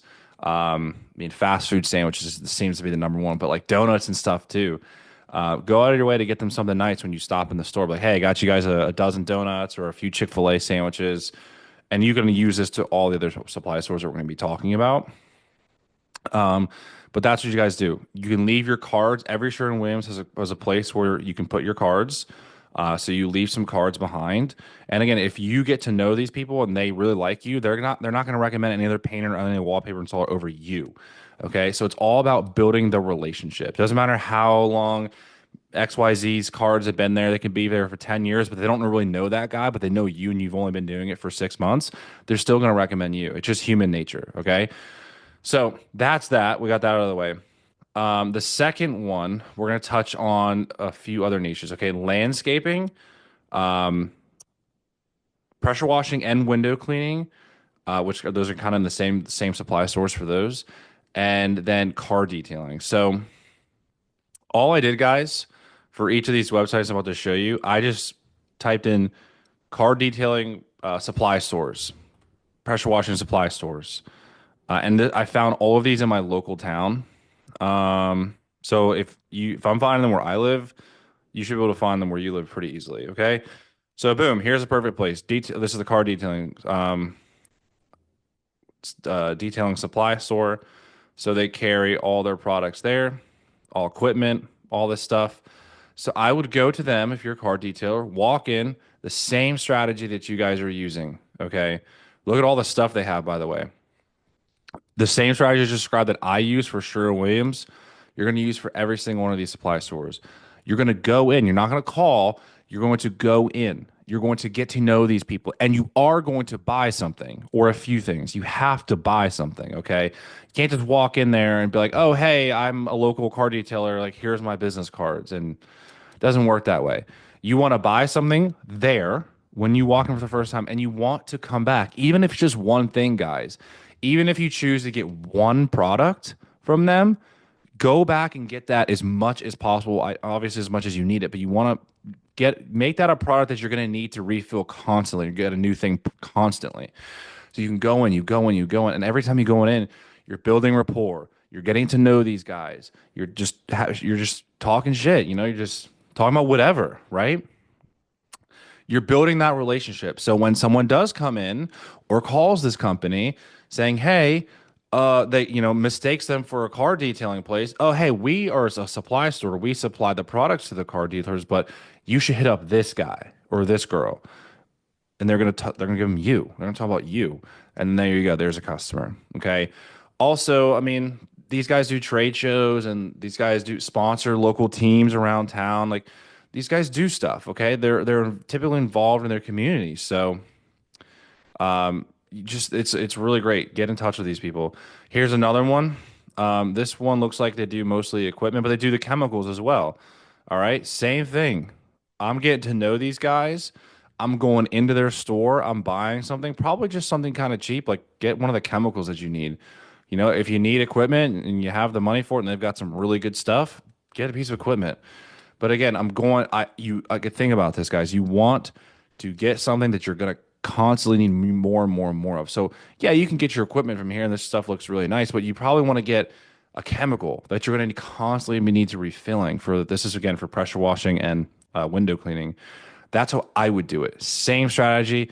Go in, get to know these guys, so that when someone calls them up, mistaking them for pressure washing or mistaking them for whatever, or just, "Hey, I'm new in town and I figured you guys would know somebody," they're giving them your name. And then finally, landscaping. This has got to be the most easy one because there's so much. Okay, I didn't even click on a specific one because I just typed in Google. I was like, whoa, look at all this. And it makes sense because, I mean, you see landscaping stores everywhere. So for you guys in landscaping, this is going to be a gold mine for you. You need to go to every single one of these, every single one, and do this strategy. Okay, get to know them, leave cards, build a rapport with them, get to know these people. And you know what? Maybe you don't need to go to all of these, but choose like two or three and get really close with them. Excuse me. And again, products that you're going to constantly need more and more and more of. Okay. So that's what you do there. Again, I searched for cleaning. I searched for pest control guys. I didn't really find much. It kind of makes sense, especially with cleaning. It doesn't really make much sense at all. Maybe I did want to mention it for you guys though, because maybe in your specific case scenario, there just happens to be some one-off little company in your town that supplies the products you need. So if that's the case, use this method. And if you don't have that, then unfortunately, this is not going to be the best one for you, but that's okay. That's why we have so many methods of getting jobs for free, guys. So that is it. That's everything you need to know about supply stores and how to start getting in contact with them and how to get jobs from your relationships that you build with these people. All right, guys, welcome to the fourth video under getting jobs for free. Today, we're talking all about referrals. Okay. Now, what is a referral? A referral is simply when you do work for someone, they are very happy with the outcome and they tell someone else. Okay. That's a referral. Why are these so great? Number one, they're completely free. Number two, they can compound. Okay. That is the best thing about referrals. One person might tell two people will tell four, four will tell eight. 8 will tell 16, 16 tell 32, 32 tell 64, and so on. Okay. Now, I'm going to point you to a website. I'm going to want you guys to watch this video. I'm a big fan of Alex Ramosi, and he has helped me a ton with his advice in all of my business that I run, but especially this one. Okay. I want you guys, number one, to go here. I want you to go to this link. I'm going to leave it right down here below for you guys. This is a free video. And watch the referral playbook. Okay. This comes from his book, $100 million Leads. And he has that one and another one, $100 million Offers, which I recommend reading both. They're really great. If you don't follow Alex Ramosi on social media, I highly recommend you do. I have learned a lot of lessons from him, especially when it comes to referrals. So, how do you get referrals? Okay, now you know they're free and they're exponential. They continue to get more and more and more and more and more as time goes on. Well, how do you get them? Two ways. Okay, Number one, and the best way is to just do a damn good job. So good that they are so happy with you. They're so glad they hired you. They're just like, I have to tell someone about this. Okay. I've had multiple experiences with different companies where I'm like, they didn't ask me. They didn't ask me to leave reviews. They didn't ask me to tell a friend, but I just did it because the experience was so good. Okay, I'm going to give you guys an example. Two examples I can think of. Number one, pest control company that does my home. The first time they ever came to my house, they didn't do anything crazy. Didn't everything seem normal? But you know what? The man who came to the house and did the service was excellent. He was so cool. He complimented. I believe he like complimented my computer setup, and we were just talking about like computers, which is in tech, which is something I can talk about, and like my setup, like my shit. He knew. Who knows? I mean, if he was smart, he did it just like for that. But maybe he was just genuinely interested, right? And like liked my setup. Either way, who gives a shit? Because in my head, I'm like, I don't know, something about. I'll never forget the interaction. Something about that struck me so right that as soon as he left, I left him a 5-star Google review, basically all about him. I don't know what I mean, he just sprayed some spray, but the interaction he had with me was so good and he was so polite and such a cool dude. I was like, I was blown away. I was like, yeah. And they still do service for my house today, that same company. Okay. That's example number one. Example number two. Okay. Example number one is more of like a person. So anyone can do that. Any of you guys can do that. Any of you guys can either just number one, get lucky or notice something in someone's home that you can talk about. For me, I'm a car guy, which I'm going to example number two. I had a customer recently. He has a Corvette. I have a Corvette. We talked about Corvettes the whole fucking day while I was there working at his house. It was a great conversation. And I could tell he genuinely enjoyed it. He loves the Corvette. I love my Corvette. And just talking all about our cars. And it was great. You know what? They gave me a $50 tip and they left a Google review. There you go. Um, and I charge a pretty penny. So if anyone leaves gratuity, it's like, like damn, they were really happy with the service. So example number two, a company called Extreme Experience, which is a company that allows you to drive supercars on a track. Porsches, Ferraris, Lamborghinis, Corvette Z06s. I went just recently actually, and I drove. I was supposed to drive a Lamborghini Huracan. I'm 6'7", so I don't fit in a Lamborghini Huracan, but I fit in a Porsche GT4 RS. But the whole experience was so good. Everything was put together so well. It was just a phenomenal. Every employee they had was so nice, so helpful. They seemed like they wanted to be there. They seemed happy. I mean, with this company, it's pretty easy because these people are all car people, so they're all like happy to do this, happy to share the experience of driving cars on a track, especially supercars, with you. The instructors were phenomenal. They were patient. You could tell they really enjoyed what they do, and they were highly educated on this skill of racing. I was so thrilled with my experience. And also, I went in not knowing what to expect. Okay. And I was so blown away by the experience I had with them.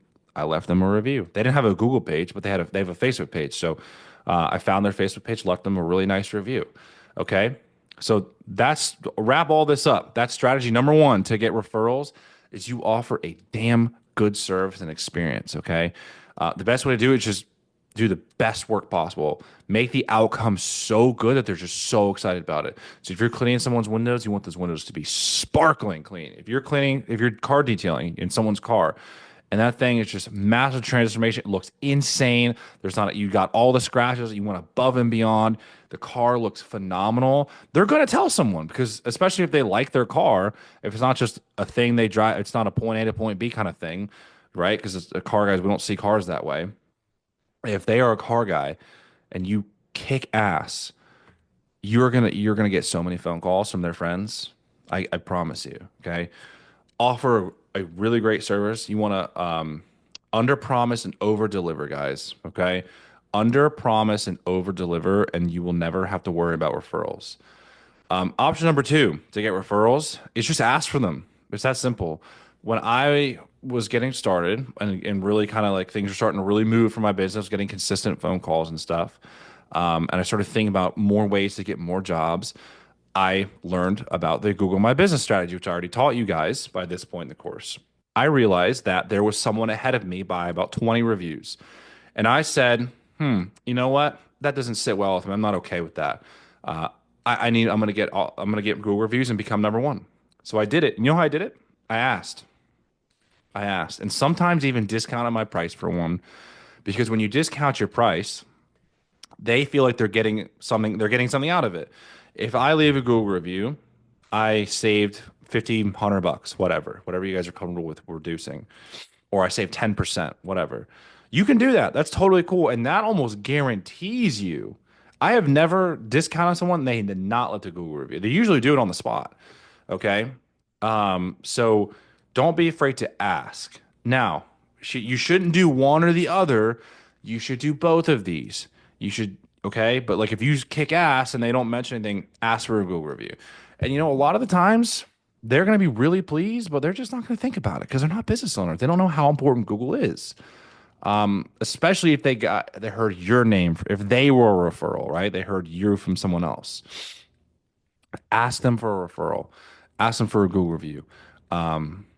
If they love the job, like I'm talking about, like, hey, as a local business owner, it really helps me when you share my contact for information with five people in your phone book that you think could need it. Is that something you could do? Like, or would you be okay with doing that? Just ask the question. People, most of them, are like, fuck yeah. But if you do a good enough job, they're just going to do that anyways. But again, guys, don't be afraid to ask. Okay, referrals are so powerful. All right, a good chunk of my business comes from referrals. Really, I would say probably 70% of my business comes from the internet, social media, and Google My Business, especially Google My Business because I am number one. The other 20% comes from referrals. The other 10% comes from designers and general contractors. Okay, just to put that in perspective for you guys. Now, there's some people where it's very opposite. Okay, they get 70% of their work from referrals, or they get 70% of their work from their general contractor designers, but still, and then they get 20 from referrals, only 10 from the internet. Okay, that's how it happens. Now, I position myself where, because I'm so available online and everything looks so good for me online, that most people are going to find me online. That's how most people are probably going to find you, because you haven't been in the business for 20 years. You're just getting started now, or you're growing your business and expanding, right? Wherever you're here for. So, guys, watch the Alex Ramosi video. It's about a 50-minute video, so it's really in depth. Watch that. I'd highly recommend you purchase his books. They're really great. You can watch his stuff as well. I highly recommend it to anyone, like I said. But don't remember, provide a kick-ass service. Don't be afraid to ask for those referrals. Don't be afraid to ask for those Google reviews.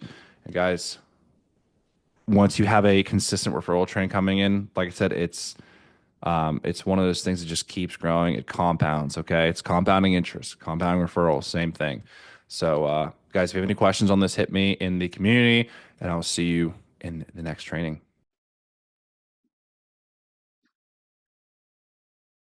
Perfect. So guys, first and foremost, I want to introduce myself. My name is Thomas Gardner. I am one of the co-founders of the Six Figure Blueprint. I also run and founded Wetline Washing, which is located in North Carolina, Raleigh. We do exterior window cleaning, gutter cleaning, stuff like that. So I wanted to get into the section of the business, if you follow us down to door. So this is something that I 100% specialize in. This is kind of my thing. I founded my entire company off of this. I went from 0 to 10K in about 45 days doing it. And it's kind of just my bread and butter. So, and I want to be super quick with it too. So what we do is when you first start out, what I want you to think about is what's the best way to get the leads for your business and the most cost-effective way as well. So when I first started, I didn't have a lot of money at all. I had $70. I had a Volkswagen Jetta at the time, which my parents helped buy me. And I thought to myself, I was like, I want to start my own company. I don't really know what I want to do. And I was like, okay, I need something that's very, very low startup costs and relatively easy to get into, and something that I could probably figure out how to do the service with. I mean, it's window cleaning, right? So what I thought to myself, I was like, okay, I'm going to go to Lowe's. I'm going to buy a bucket, a squeegee, and I'm going to go do this thing. So I go and I spend $70. I drive back to my parents' house, and I started my first job, which is my parents' beach house. And, I figured it out. I had the bucket of squeegee. I washed the window. It took an ungodly amount of time to do so. But, at the end, I was like, I could really, really do this.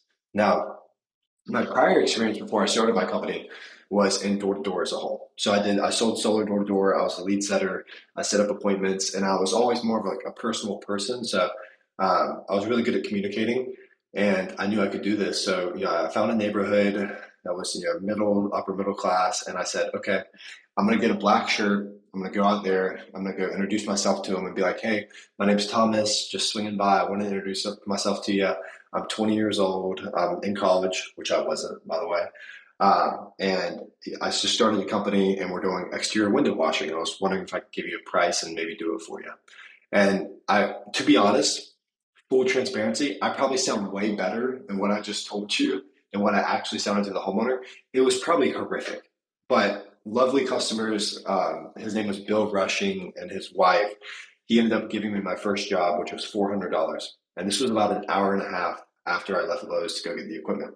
So I thought to myself, I was like, $400 in a day was absolutely mind blowing, because I was working, obviously I work solar. So I made like maybe $1,000, $1,500 in a week before, but $400 in a day, I was like, this is crazy. But it was super, super generic, super straightforward. And it allowed me to get my first customers very quickly. And like, I could leave that day minus $70, but plus 400. So I made a total of $330 in the span of 4 hours from getting the job to servicing the job and leaving. And it was phenomenal. And every day after, I did the same thing. I got anywhere from 1 to 2 people max until I could figure out how to get better at the service and increase my time of actually getting the job done. Because, in the beginning, bucket squeegee, a regular t-shirt, and it's just willpower and grit at that point. But it turned into something great. So let's break down how you guys can get your first customer, and it'll be super straightforward and easy. Now, whether this is, landscaping, it could be roofing, it could be gutter cleaning, window cleaning, which, we can dive more into later in courses or other stuff that we launch.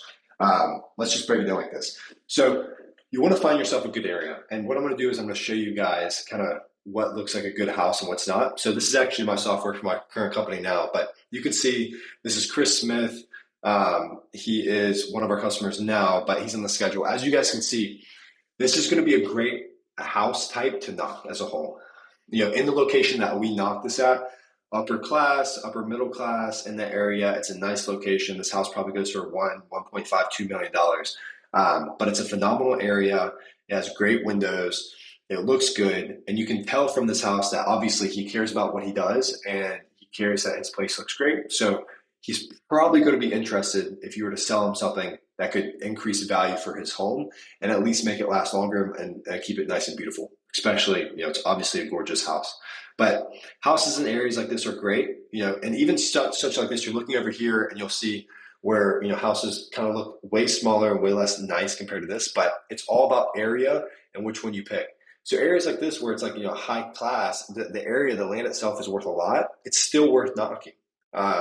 So great starter areas to go to. Now I want to go straight to, mansions and massive homes, just because those people got rich for a reason. They probably have sales experience. They probably have business experience, and they're most likely going to give you a run for your money. So start in neighborhoods like this, middle, upper middle, and you'll have some really good traction here as long as you're upfront and honest. So yeah, let's dive into what to say. So like I said, in the beginning, when I first started, it was, hey, how you doing? My name's Thomas. Like, I just want to swing by. I'm 19, 20 years old. Either or. I just swing by because I started my first company, and I wanted to see if you guys be interested. Now, the beautiful thing about that is that, it's a little bit of humility that you're giving to the person. You're saying that, okay, I'm young. I don't really know what I'm doing, but I want to give it a shot, and at least I'm ambitious. And people buy that a lot, right? But here's the downside to that, is no one really cares. As harsh as that sounds, nobody really cares. I think that in the beginning, it's good to get those nerves out. It's good to have humility and then embrace growth. So in the beginning, this is what I want you guys to do. At least go 0 to 10K. Make yourself some money, get you some capital, get some experience under the belt before you worry about scaling. Just knock the door, be like this. Wait a second. You can be like, hey, Miss, how are you? Good. They're going to say good, great, or how are you? You can be like, I'm doing great. Sorry to bug you. I hope I'm not interrupting anything. I just wanted to swing by super quick. And that's when you introduce yourself to the homeowner and be like, hey, my name's Thomas or my name's Zach. I'm just swinging by because I'm just started my own company. I wanted to at least come tell you kind of what we do and maybe give you a price for this topic of what you're selling. Like I said, for me, it's window cleaning. So what I do is I go, hey, miss, how are you? Good, just swinging by. Wanted to stop by and introduce myself to you. My name's Thomas. I'm helping out some of the neighbors with all of their exterior window washing. Figured I'd at least come by and give you a price that way you know. And should be straightforward as it gets. It's not a hard pitch to memorize. This isn't like solar where you're selling, a massive contract, or it's like, I need you to put on a loan and your credit score. Do you qualify? Pretty much everybody qualifies for this. So super straightforward. And then, they're going to be like, hey, no, you're not bugging me. I just want to introduce myself. My name's Thomas. We've been helping out some of the neighbors in the area, offer them the service, give them a price. And then if you guys have, give them a card too in the beginning. Now, this is a very extremely basic way of doing door to door. And, obviously this whole course was designed it's a low entry cost course. It's meant so that you guys can at least get a grasp on starting a business and even start one to go 0 to even 4K a month, right? And then up to 10K a month with just this is absolutely amazing. But stay tuned for some of the next videos, and also with, as we launch more and more specialized courses, which I'll personally be launching a window cleaning and gutter cleaning course. We'll teach you guys how to go from, 10 to 30K and actually have a whole sales process on how to handle objections, how to handle, not interested, how to handle everything up front and back end, and really, really get your ratio going. But thanks so much, and looking forward to seeing you guys in the next section.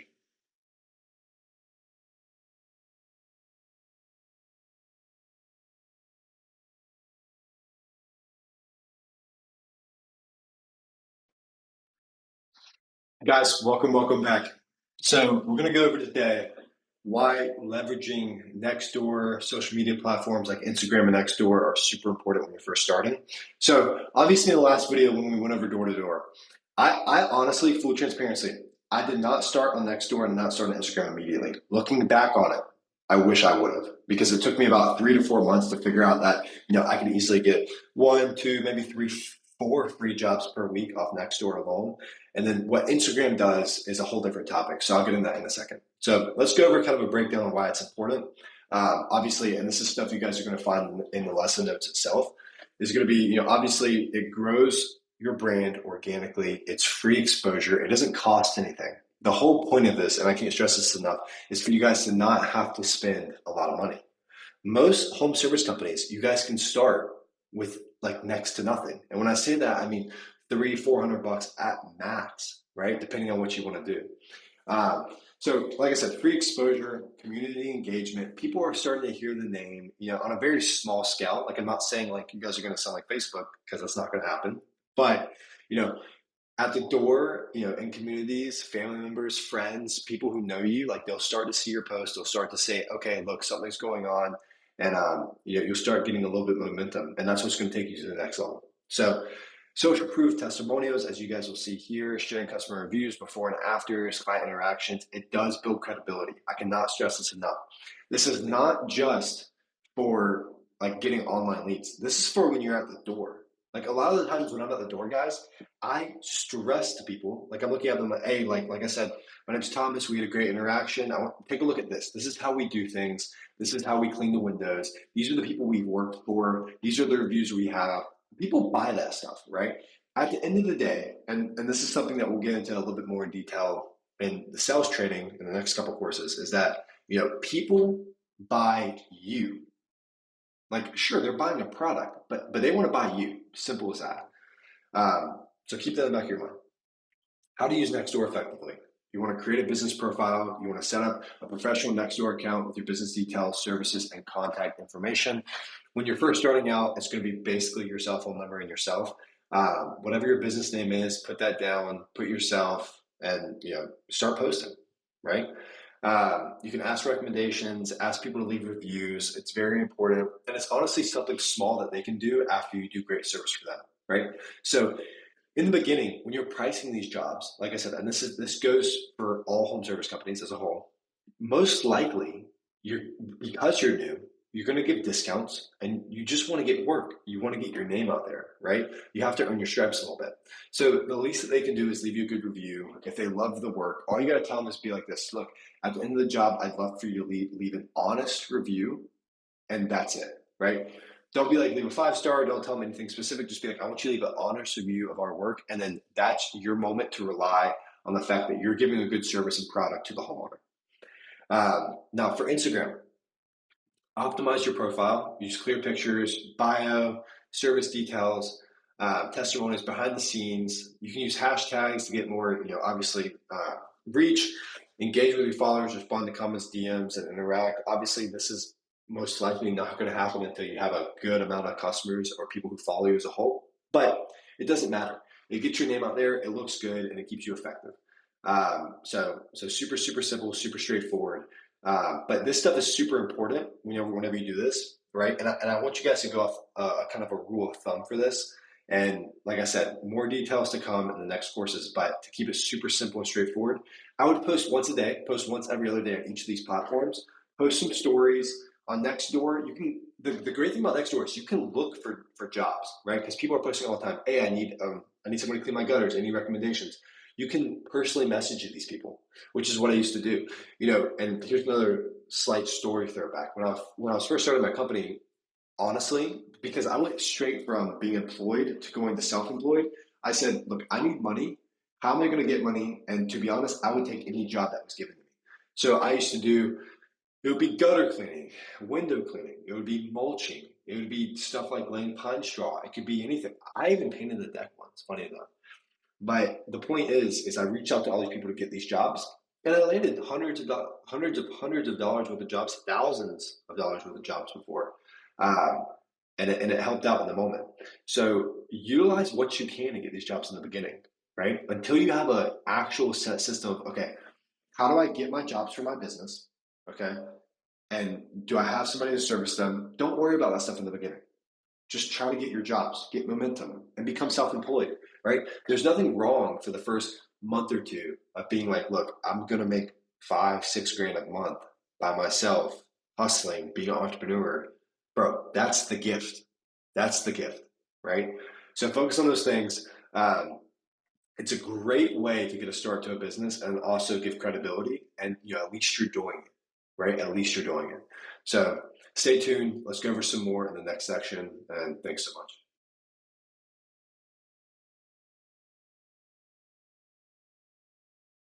All right, y'all. What is good? This is how to scrape leads for your business to get more business. All right.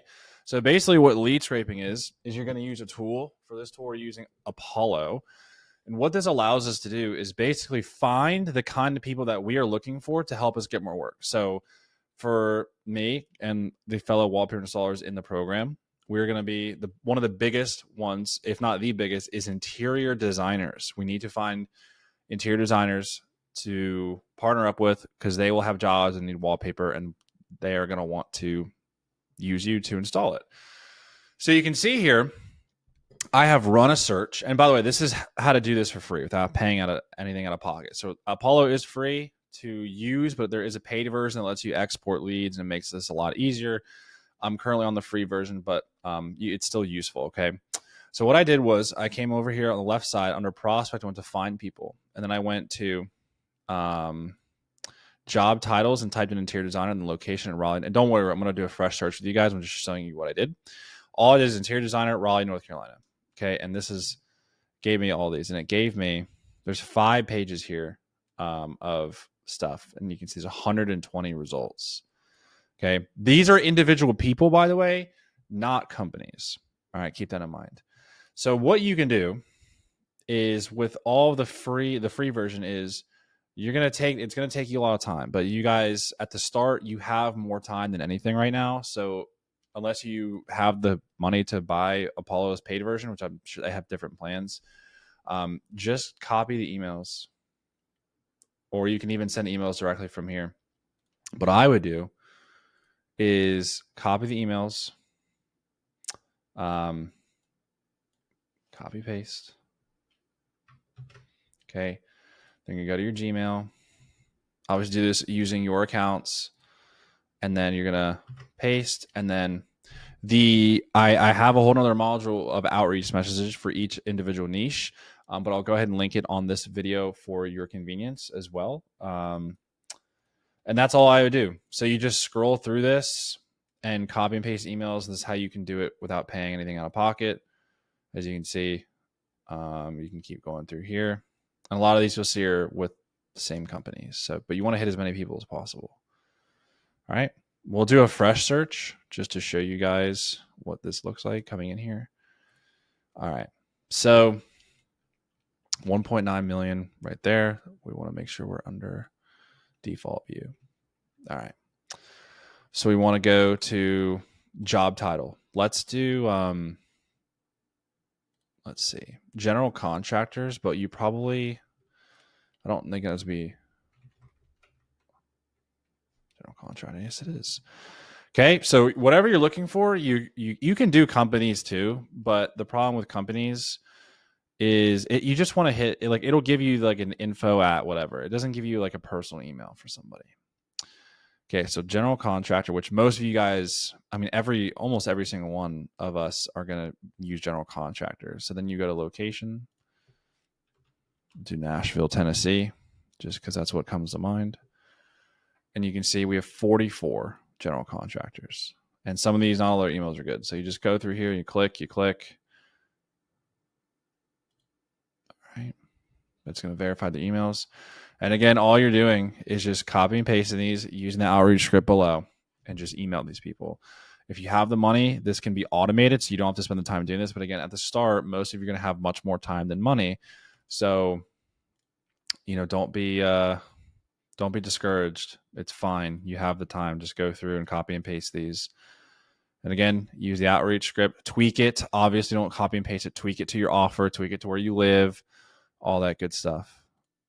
All right. So it actually seems like you're taking the time to do this. And I want you guys to do this because I'd rather you do it this way than not, because I want you to, when it comes to outreach, when it's automated, it loses the personal touch. When it's one by one, you have to put in their name. You're copying and paste. Yeah, you're copying and pasting the same message probably, but you're changing their name, and they can just tell it's personalized a lot of the time. So I want you guys to practice this. Again, if you have the money and you want to buy this and automate it, by all means. And I will eventually make a video on how to do that. But this is how you get all their emails. And then I'm just curious. Let's see.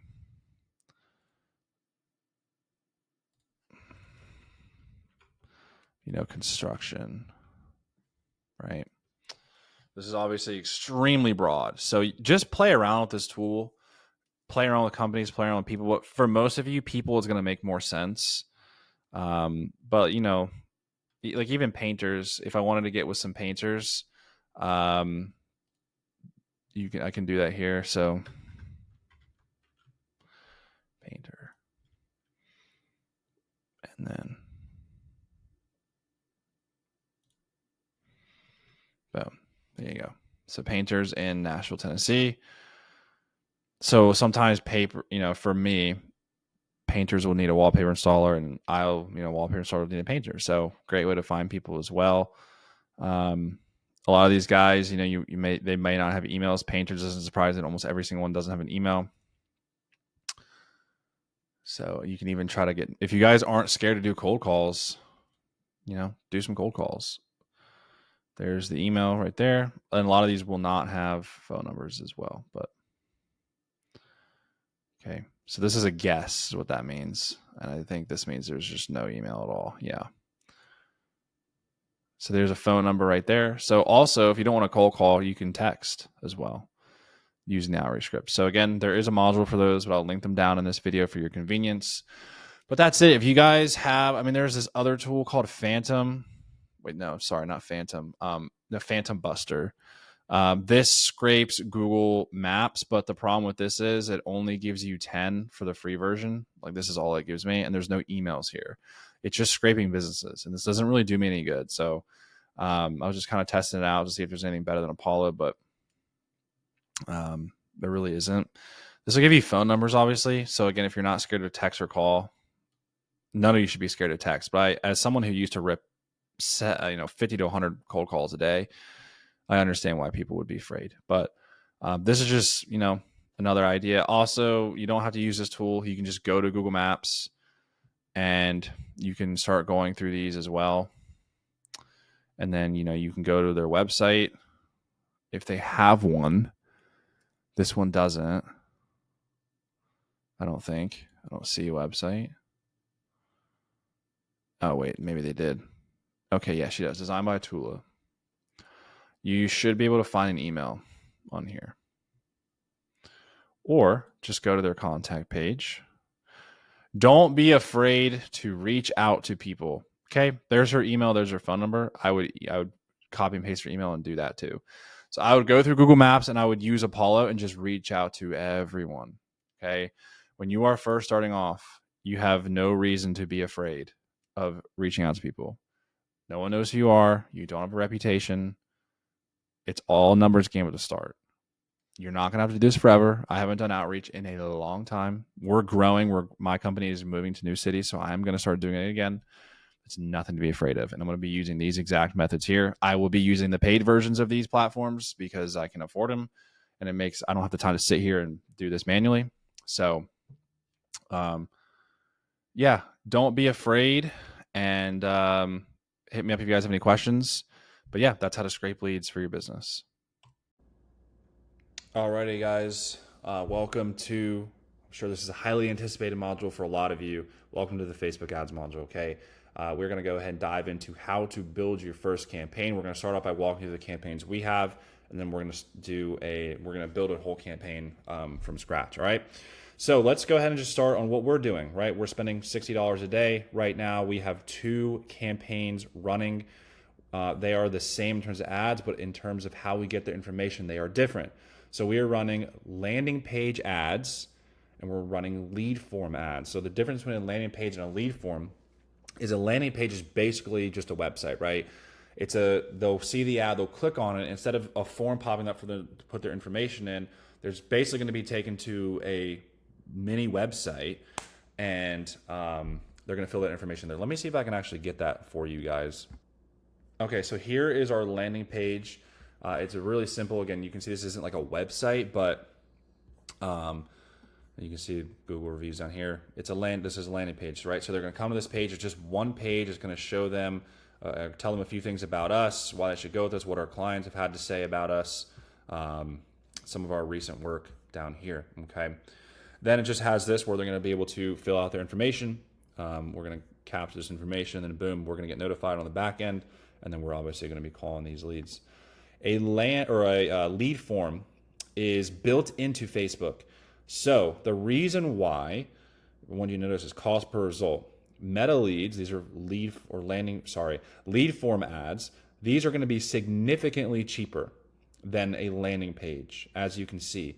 However, your landing page leads are going to be higher quality than your lead form, okay? The reason for that is because there's more friction. It takes more time to go here to read about us, check it out, put in their information on an external website landing page than it is to use an internal lead form that is built in, right? It literally takes 2 seconds for people to fill out a lead form if you're just asked for name, email, phone number, because Facebook will automatically pre-fill that in. So literally all they have to do is click submit. That's it. So you're going to get way more leads doing lead form than you are landing pages, but the quality is going to be better on your landing pages. Now for you guys, unless you know how to build landing pages, have someone that can do that for you, I'm not going to recommend that because it's going to take more time. And obviously a lot of you are just going to benefit more from having more opportunities at a cheaper cost per lead. Okay. So we're going to focus on the lead form today. So let's go ahead and dive in. Some of you, I'm just going to assume that you know literally nothing about Facebook. So I'm going to explain it to you like you don't know that. All right. And if you do, I'm sorry. You can just put this on 2x speed. So you have your campaign level, your ad set level, and your ads level. Okay. So your campaign, you're going to see this when we're actually building the new campaign, is kind of the overview. There's not a lot of settings here. Where you're really going to adjust things is inside of the ad set level. So this is where you're setting you could actually set your budget from the campaign level. It's called CBO, campaign budget optimization, or you can set it in the ad set level. I believe we're doing CBO, and I think most I think that's kind of the meta now is CBO instead of just setting it in the ad set level, because Facebook's AI will automatically determine where to put the majority of the money. Okay. So as you can see, if we just jump in here, we'll kind of dive through it real quick. Here's some of the stuff right here. Yeah, where you are using CBO. So the campaign gets $30 a day, and the AI will determine how to spend that, right? So as you can see, there's not a lot going on in the campaign level. Where there is going to be a lot more going on is the ad set level. So this is again where you're setting your targeting and a lot of other stuff. Okay, so just kind of scrolling down here, you'll see we are literally just doing Wilmington. Okay, we have it open to all genders. That's it. We literally just have a pin dropped in Wilmington, and then our ads. So if we look at these here, I'm trying to actually see. Here we go. Here is the ad itself, right? And again, don't worry too much about this. I will kind of walk you guys through it. How to build your first campaign. This, what you're seeing on the right though, this is the lead form. Okay, we did make a little bit higher intent because we're having some quality issues, but you can literally see this is what people, when people click on your ad, they're gonna first come here. For most of you, though, they're just gonna land right here, and this is gonna pre-fill with their information. That we have a privacy policy. This is just a Facebook thing. You have to do this, and then done. And once they are on this page, we get their information. They have an option to go to our website. Okay. So I want you guys to see if I can figure this out, how to actually see our, there we go. Right, there you go. So these are the ads that we're running. They're very easy. These are some of these photos are ours. Some of these that were professionally taken. Some of these are just from our vendors that we work with. So we are allowed to use them to run ads. Don't just grab random people's work off of Google Images and run it as an ad. If you guys have trade accounts with your vendors, you can use those. But obviously you want to use your own work if possible. Okay. So that is kind of what's going on here. So what we're going to do now is we are going to create a campaign from scratch. So you'll go to business.facebook.com. You'll make an account using your Facebook account, and then you'll create an ad account. If you guys need help doing that, just let me know. But it's a really simple process. All right. So once you're here, you're going to click this green button. You probably won't have anything here. You're going to click this green button that says create, and you're going to want to do leads. Okay. Continue. Okay. All right. So again, set your budget at the campaign level. This is where you're going to determine your daily spend. So we're spending $60 a day across 2 campaigns at $30 a day on each campaign. You can do it here. Again, I would not recommend doing anything less than $20 a day. It's really just not worth it at that point. That your leads are going to be slowly trickling in.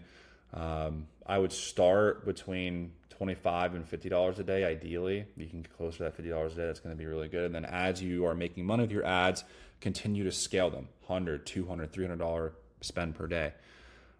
So yeah, there's again not much you need to do here. You can just name this whatever. It does not matter. ICW. We can do. That's kind of how I like to do it. Leads. This is how I did it when I ran my agency. And then let's just say October 2025. Okay. That's simple. Next. Again, this doesn't matter. You name it whatever you want. So let's just say let's say if you're doing custom audiences or not, let's just say we're doing broad. Okay. And we'll go down. You can leave dynamic creative off. And then here is where we are going to get our targeting. All right. So we don't want custom audiences. We want location. As you can see, if we go back, here we go. We'll go back to add location. You can see it's a 15-mile radius around Wilmington, North Carolina, where we are. Okay. So coming back here, depending on where you are, let's just do Charlotte, North Carolina, because that's where I'm at right now.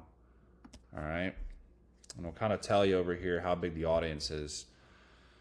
So I would probably, depending on where you are, like this is a fucking huge radius. So we were again doing 15 miles, so you can do 15 miles, and that's a little bit better. It's still like Charlotte's huge. And this is dropping a pin like in the middle of Charlotte. So if you were like outside of Charlotte or like wherever, whatever city that you're in, then obviously adjust that. You can put in your own address if you want, just have it drop a pin right on top of where you live, and obviously like no one's going to be able to see that. It's just targeting. It's not sharing your address or anything. Okay, you can add multiple locations if you want. So let's say we also wanted to do Monroe for whatever reason. North Carolina. There you go. Probably drop that down to like 10 miles. Most of you are going to be doing one location though. You can also do zip code. So that's Wake Forest where I used to live. So this will do the entire zip code. You can do it that way if you'd like. Again, it doesn't really matter though. This is going to be a little bit more specifically targeted, but you're going to have to put in every single zip code that you cover. It's completely up to preference. And then you will see that your audience size will increase or decrease as you start to put your locations in. Let's just stick with Charlotte for this example. All right, let's keep it moving. Let's see. So down here is where you can adjust age and gender, right? So I would probably, you can really leave this alone. Facebook is pretty smart in terms of who it knows to target. Like their AI in the past year has gotten really, really good. So you actually don't need to do as much on this side. However, if for whatever reason you have a higher ticket service, or you just know that people in their 20s wouldn't qualify, there's very unlikely that people in their 20s would hire you, or you just don't want to deal with this demographic for whatever reason. Like we have it set to this because we know like an 18-year-old's not reaching out for wallpaper installation, right? But that might reach out for like car detailing. They might have some like shitbox car that they want done and they're super broke and they're only willing to spend like $100 on detailing. That's not your ideal client, right? So this kind of comes down to knowing your niche. Again, for us, since like I don't have to worry about 18, 20-year-olds inquiring about wallpaper installation, we just leave it alone. But again, you can set this to whatever you want. All right. You can also do men and women. Now, if you're going to pick a specific gender, again, it kind of comes down to knowing your niche. But if you're going to separate them for whatever reason, I'd recommend running 2 ad sets, one targeting men, one targeting women. I used to do this when I was doing ads for chiropractors. I'd always separate the genders. But again, for home service, you don't really need to. Again, Facebook is very smart, so they're going to show your ads to the right people. Here's the thing. Facebook wants you to make money because they want you to continue spending. They want you to run ads. They want you to spend the money with them because that's how Facebook makes a ton of money from ads. All right. Next, so this is the fun part. All right. This is where you get to actually build your ad. As you see, we have a lot of them. Okay. We have a lot, and the reason we have a lot is the more that you give Facebook to play with, the more results you're going to get. Now, not all these are on. They all were originally, but as time goes on, you'll see some ads just don't perform, and there might be a little bit of money going towards them. It doesn't make any sense to spend. Like these ads are all off, and they didn't get a single lead.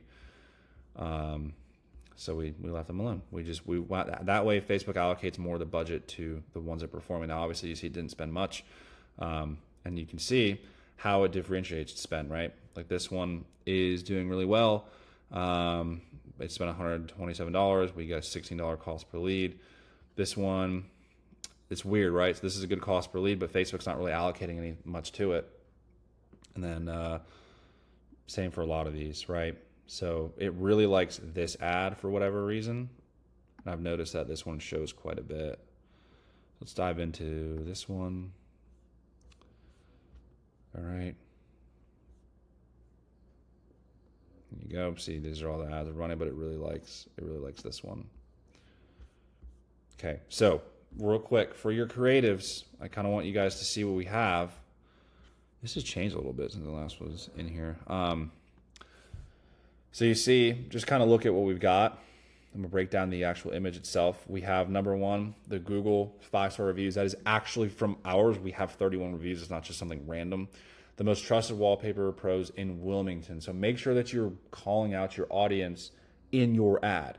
Most trusted wallpaper installer in Nashville, most trusted window cleaning in Raleigh, whatever, okay? And some of these change. Wilmington's go-to team for designer wallpaper installs.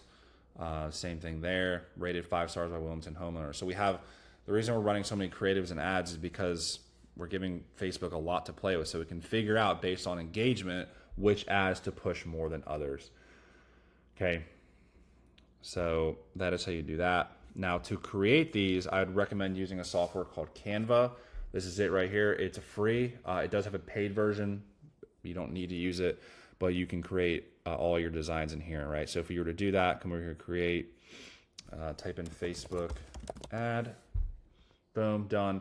Click on this, throw your creative in, pause this video and kind of get an idea of what we're doing. I'll kind of go through some more. Let's go back to the other view so I can see which campaigns or which ads are doing good. Let's go to the, oh, look at that. Let's go to this guy, see what's going on here. That's a good cost per lead. Okay, same stuff, right? Here you go. So this specific ad, I don't really want the form. I would like to see, there it is. Thank you. Wilmington's go-to. So yeah, that's it. And then if we scroll down, you'll see some stuff down here. We have 5 different texts that they can use, that the ad can use, and you can get all this stuff with AI. Super easy. Headlines, which is you see right there, book your free consultation, free wallpaper consultation, and then yeah, down here. Advantage Plus creative text generation AI, so they see threw that up right there. It's because we gave it that. And the description is what you see below, the book your free consultation, trusted by 1,000+ Wilmington homeowners with top-rated reviews for flawless results. So you guys can literally just rip this from me if you want. If you're in a different niche, go to ChatGPT and get different versions of this for your niche. Okay, this is all just using ChatGPT to come up with this stuff. Don't overthink it. Let's go back to ours. Make sure your Instagram and Facebook page are connected. This enable, that shit is pissing me off. This is just like a Mac problem. Sorry guys, but our Facebook page is linked. Just, I hope you don't, I don't know why the Macs are doing that, but it's really pissing me off. Okay. Put your website in there. You're going to create a form. If you don't have one, this is very easy. Just follow this. Okay. Super easy to make a form.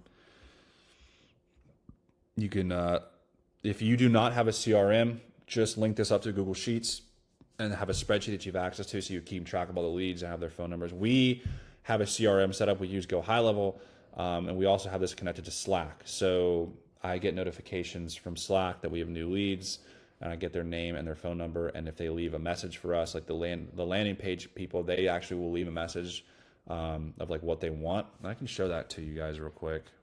So yeah, that's Slack. Super simple to set up, by the way. So let's get to it. Set up your creative. Again, if whether you have a video or image, you're going to click that. We already have some preloaded in here. So just make these creatives using Canva and then upload them, and then you can upload them to this. All right, next, leave all this shit alone. And this is where you're going to put your primary text, your headline, your description, your CTA, which for a lot of you guys is going to be book now or contact us or get quote or learn more. Any of those 4. All right, so we're going to add all this stuff in here. This, to do this. This is new. So I have somebody that does this for me, so I haven't gone into it a while, but this is new. They have image generation. That's crazy. So maybe you try some of these too. You never know. And that's pretty much it. Okay, so there you go, right there. All that stuff pops in. Put your primary, your headline, your description, your CTA. Make your lead form, which is really easy to do. Again, it used to be at the bottom, now it's at the top. It's so bizarre. Make sure you put your website in, and that's pretty much it. Just make multiple versions of these, all right? Like start off with, I would probably run 5 different ads to start. Obviously, the more that you can give it, the better. Okay, so that's it. All this stuff, again, was done in Canva. Yeah, super easy to do. Just play around with it. And then, yeah, we'll go ahead and create a module on Zapier as well. Zapier is a software that's going to allow you to connect, your Facebook lead form to your CRM or Slack or whatever you guys are using. So, but that's it. Again, the ad creation process is super simple. Just use ChatGPT for your text and stuff down here. Super simple process, and you'll be off to the races. All right. See you guys in the next one.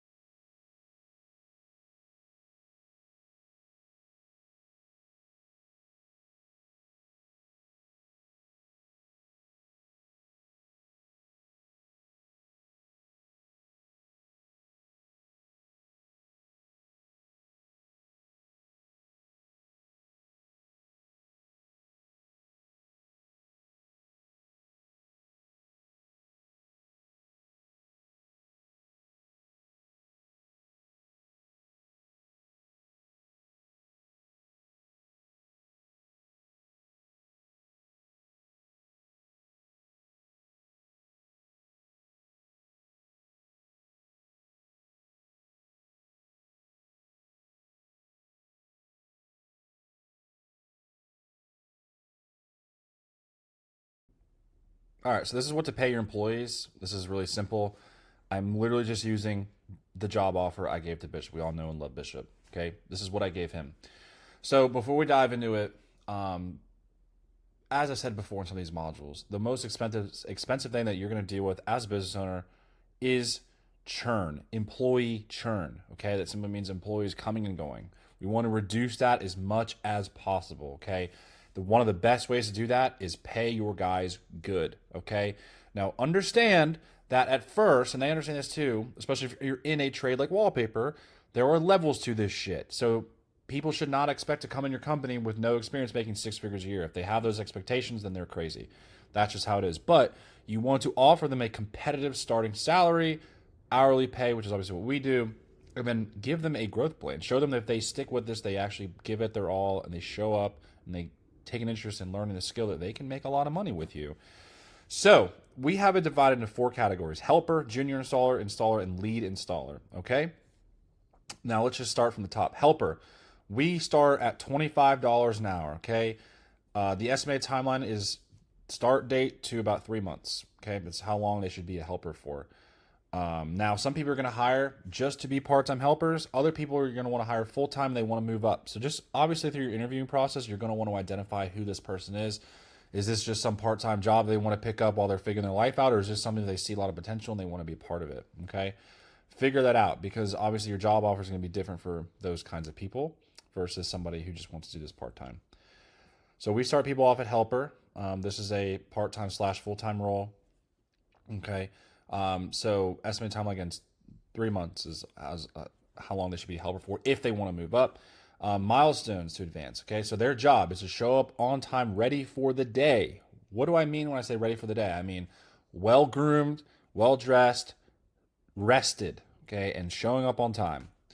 So if you have people that are staying out all night, the night prior, and they're showing up Monday morning looking like shit, they're hungover, that does not fly for us. You will get fired like that, okay? I'm all for having a good time, but keep that shit to Friday and Saturday night, or if you're part-time, whatever, you know what I mean? You show to our jobs, ready to rock, rested, looking good, smelling good, feeling good, okay?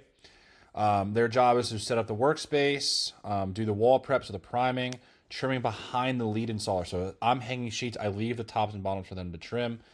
Cutting corner pieces on the table, they're doing a lot of the table work, and clear understanding of pacing applications. So really the helper's job is you walk into a job site, they put the drops down, you're talking to the client, they're going to start priming, they're going to get all the stuff off the walls, like light fixtures, toilet paper hangers, towel hangers, stuff like that. If you're in a bathroom, for example, pictures, nails, stuff like that off the wall. If you're in like a dining room or something, whatever obstacles might be in your way, they're getting those off. They're doing the wall prep, which typically is just priming. And then once that's done, they're going to bring in the stuff. Now, here's the thing. You're hiring this person to do that, but you lead by example. So unless you have something else going on, like you're doing something, you're talking to the client, you're looking at the paper, you're engineering the room, whatever, help them out. Okay, don't make them feel like they're just doing the bitch work. If you have a second to help them bring the stuff in, help them bring the stuff in. If at the end of the day, like you're tired, you hung all day, whatever, like help them take the stuff out. All right, like don't leave these guys hanging. Don't make them do all the bitch work. To make them feel like you actually care and you're actually invested in them. Now, around the 3-month mark, if they've done all this stuff well, they're picking it up, then we move them up to junior installer, which is Bishop got here, I believe, in like 2 months. So here's the other thing. This is an estimated time. It doesn't mean like this is the rule. Like once you get to 3 months now, you're eligible to move up to junior installer. If you have somebody like Bishop who's kicking ass, fucking give them the raise. They deserve it. Okay? It's going to make them more loyal to you. They're going to be more appreciative of it. However, on the other side of that, if they're taking longer, then no, you might need to wait 4 or 5 months. And if they say, hey, it's month 3, I'm eligible for a raise, right? You're like, no, actually, this is an estimated timeline. You're not moving fast enough. Give feedback to your employees, okay? Junior installer, they need to be demonstrating clean seam work, trim out entire spaces, ability to engineer projects, and cut strips for installation based on the pattern repeat. So basically, junior installers have the ability to do small projects on their own, okay? So once your helper can kind of do everything, like the basics, then you move them up, all right? This is about a 4-month thing. Bishop has been here. He's installer now. He was here for probably like 3 months. Bishop's been with me since June. This is the end of October when I'm recording this. So yeah, 4 months. So he got to installer in 5 months instead of 9, right? That shows you he's really good. He deserves the raise. Bishop can install full rooms alone with minimal correction now. When you have your junior installers doing that, it's time to give them the raise. Don't be stingy. Give them the raise if they deserve it. They want to feel like they're being appreciated for their work and they're being compensated for their work. Okay. So again, don't stick to this timeline if they're doing better than this. There's no reason for me to wait to month 9 just because this piece of paper says it. Like, it's not fair to Bishop. So I waited till he was ready, which he is now. So month 5, because starting November, he gets the raise. Lead installer, this is 40 plus. I'm probably going to bump this to 45, to be honest. As I wrote another offer for somebody else, I'd recommend them to do 45. Give them that's a significant jump. So lead installer, they're basically doing what I do for my business. Basically, they're doing entire jobs solo. They're managing everyone else below them now. They're communicating with general contractors, designers, homeowners. They can do site visits for estimates. They can specify, so they can do everything that I currently do. Okay. Pay these people well, because having lead installers or just install, like, these two just make a world. I mean, they all make a world of difference, but I'll tell you, these 2 roles are so important. So be willing to pay. Now, obviously, you shouldn't even be paying anyone these numbers until you're doing like probably at least like 15, 20K a month. As you can see down here as to why. So I did do it $45 an hour. Cool. So this is kind of what you can expect, right? 30 hours a week is kind of the average that we've been falling under for a while now, but we are moving up to this number pretty quick just because we have more, we have more demand. So $25 an hour. If your helper's working 30 hours a week, they can expect to make $32.50. If they're working 40 hours a week, they're going to make $4,300. Junior installer is $39, $5,200. Installer, boom, boom. It's nice to lay this out because, oh shit, like, as an installer working 4 hours a week, I'm making $6K a month. That's pretty fucking good, right? Especially in today's job market. So that's pretty damn good. And again, as you saw, Bishop did this in 5 months. So he went from helper to installer in 5 months. So incentivize your people by showing them a clear plan that they can latch onto and grow with. Okay. Now, once they get to this point, I haven't even carved this out yet because obviously I'm not there. But when I am there, I'll probably add to this video. We're going to be talking rev shares at that point. Once they're a lead installer, they're totally bought in, they're a kick-ass employee. You do not want to lose that person. You want to give them equity. You want to give them rev share. You want them to really feel like they are not just an employee of your company anymore, but now they're like a key component of it. And the best thing to do there is give them equity, because if you're like me and you eventually want to sell off your company, that means they get a piece of that pie. So if you sell for $10 million and you give them 2.5% equity in the company, let's see, or let's do 2.5. 10 million times 0.025. That's not right.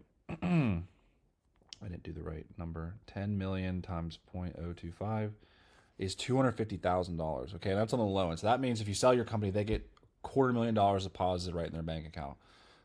So you want to really incentivize the people. Think long term, but this will do good enough to get you guys started. By the time that anyone in this program is ready to talk rev shares or equity, we will have crossed that bridge probably a while ago at that point. So if this is not updated and you're there for whatever reason, reach out to me directly and I'll give you guys what we're using. But yeah, when you give your job offers, I'll just show you guys the full thing here, just so you can kind of see. If you want a copy of this, just let me know, or I might just leave it down below. Okay. We pay every week, by the way, via Zelle, and then there you go right there. So, yeah, there you go, guys. This is the job offer that I gave to Bishop, and this is the growth plan and pay structure. Pay your employees well. I promise you might seem expensive at first, which it is, but it's going to be a lot cheaper than constant churn, okay? Find A players, pay them like A players, keep them around forever. Give them equity, sell your company, everybody gets rich. Rinse and repeat. See you guys in the next one. All right, y'all. Welcome to the employee retention module. This is a super important one, okay? And the reason why it's so important is because a lot of people think that their most expensive cost is going to be, their equipment or the gas for the trucks or this, that, and the other thing. The most expensive thing by far in business is employee churn, which is when employees leave. It not only costs money, but it costs time. Imagine you put 6 months of effort into an employee just for them to leave. That's 6 months of pay. Who cares about that? Whatever. But it's the time that you sunk into training them up that just, it's so brutal. Okay. So this is all about how to retain employees and why retention matters.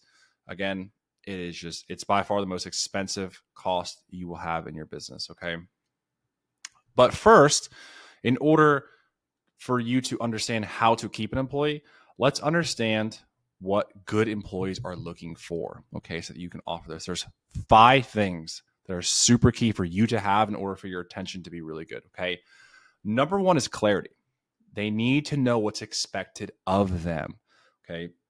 How should they prepare for jobs? How should they come to jobs? What should they wear?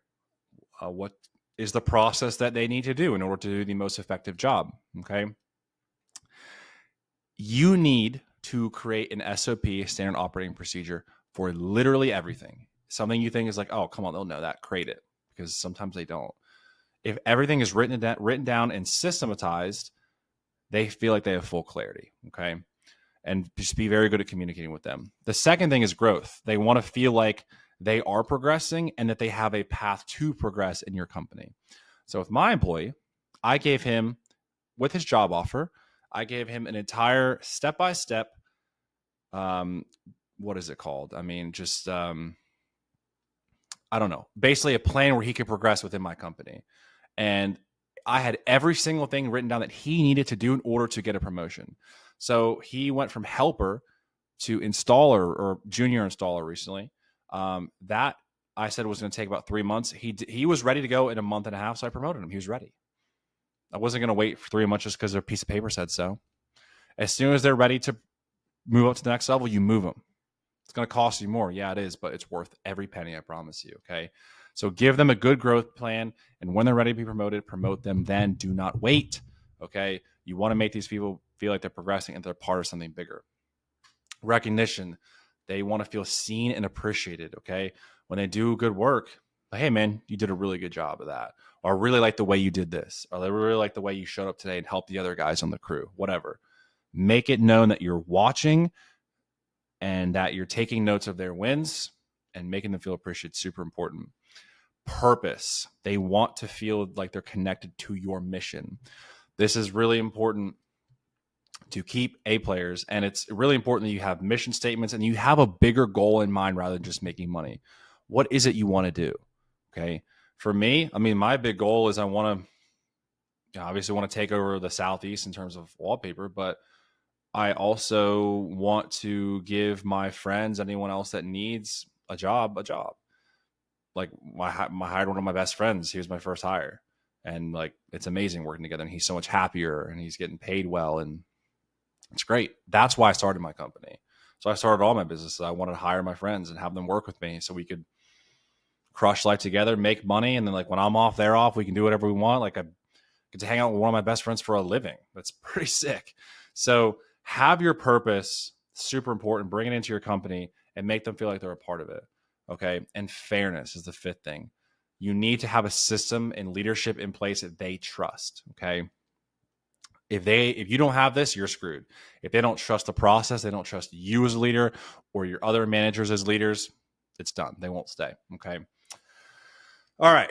So let's dive into the 3 pillars of retention systems. Okay. Number 1, onboarding. They have to have a really good onboarding process. Clear SOPs, again, standard operating procedures, step by step. Okay. You want it to be super clear what is expected of them. And then also, I highly recommend I've heard some people refer to it as like first week wins. You give them small tasks that you know that they can do. So they already feel off the rip, they're winning. They're doing well here and they're being recognized for it. Okay. So like for me, a helper, like, hey, I need you to prime like 5 rooms in this house. And they do it. And it's like, great, you did it. Nice job. Or maybe like I'll let them get their hands on paper and hang a few sheets. Maybe even help them with a full accent wall. It's like, wow, they helped with this. It's cool. Okay. And then culture is a big one too. With this in the onboarding process, you have to set the expectation of culture in your company. So how do we do things here? Like what's expected? What do we wear? How do we talk? How do we show up for this, that, and the other thing? Culture is super important. For me, my culture is we show up on time, ready to go. We look good because we slept good the night before. So we are not doing anything stupid during the week. We're not staying up. We're not drinking. we're taking care of ourselves, we're eating right, we're hitting the gym. Weekends, go nuts. But during the week, when we're working, you show up correct to my job. And if you don't, you're gone. Okay. The second pillar is performance and clarity. And by the way, I'll have this all below for you guys. But I just face-to-face is kind of what I felt like doing for this. Role scorecard, right? So that's basically what I had in my job offer for my buddy. I had, what does success look like here? And what do you need to do to achieve that? It's all written out, plain. It's super simple, right? Transparent path to more pay and responsibility, same thing. And then weekly check-ins on that. So every week I just look at it and like, hey man, like you're doing this now, like you're getting closer to your promotion. And then when he's able to do an accent while by himself, promoted on the spot, on the job. There's like, hey man, you're good. Like, you're welcome to a junior, welcome to junior installer. Here's your pay raise, and boom, it's fun. And the third pillar is recognition and community. Okay. Weekly shout outs. Like if you guys have a big group chat, like, yo, shout out to Justin, went above and beyond for the crew this week. Did great, brother. Crew or employee of the month. You can do something like that too. I'm not really a big fan of like employee of the month. It's just like, I don't know. I don't really love that. What I am a fan of is like small surprise rewards. So, just like, hey man, you crushed it this week. Here's $100. Go take your girl out on a nice dinner or something. You know what I mean? That's not going to really take it that far, but it's going to help. It's nice. And it's just between you two. Like, I don't know, just the employee of the month thing is kind of cringe to me. I know some people like they like it. So like, don't not do it just because I'm saying it, but I don't really like it kind of thing. And then ask for their input. What can we do as a company to improve? Again, make them feel like they're a part of your mission. So some other thing that you can do as well is offer them retention bonuses. So you could offer a retention bonus after 90 days. What I do after 90 days is I take them from 1099 to W2. So it's kind of a big deal. If you wanted to give them, like a bonus after 6 months or a year, you could do that too. You can create a referral program. So if they bring in new hires and they stay longer than 90 days, that person that brought them in gets a bonus. You could host a quarterly team lunch or some sort of outing where you guys get together. It's no work. It's just fun. And then have like a Slack or a text group chat. Probably easier to do text group chat where wins are getting shared. Again, that's really important for culture. The last thing I want to cover is A players. Okay. A players are the employees that go above and beyond. These are the guys that you need to spot and you need to keep. Okay. You got to pick these guys out as fast as possible, because these are the ones that will take your company to 6, 7, 8 figures, wherever you want to go. Signs you have an A player, things to look for. They show up early or at least on time. I mean, I wouldn't say on time is A player, but if they're showing up early 50% of the time and showing up on time the other 50%, or they're showing up early 75% of the time and on time 25% of the time, that's a good sign.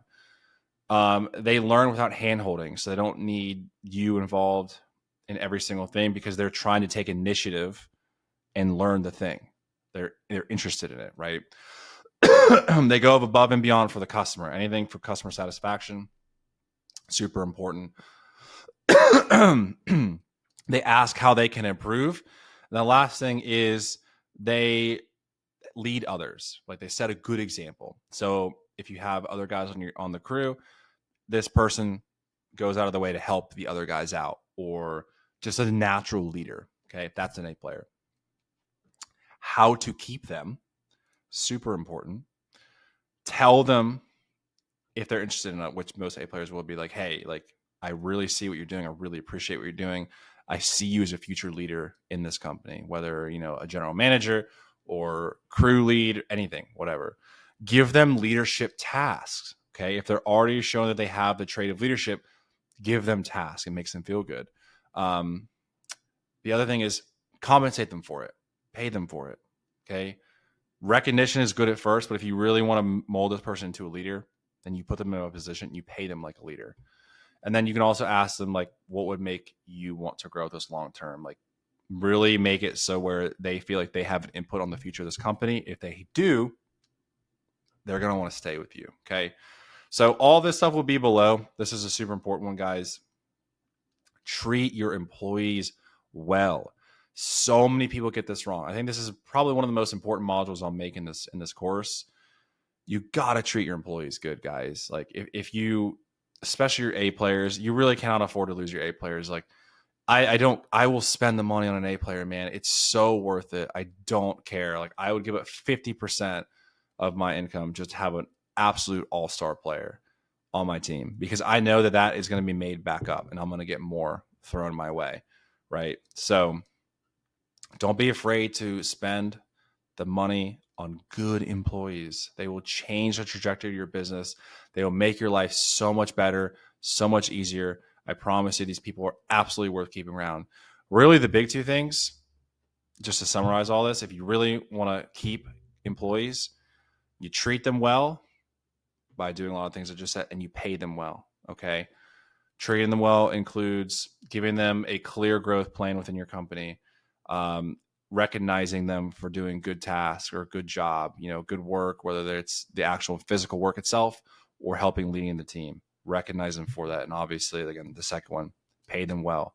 They deserve it. And it's going to save you a whole lot of headache.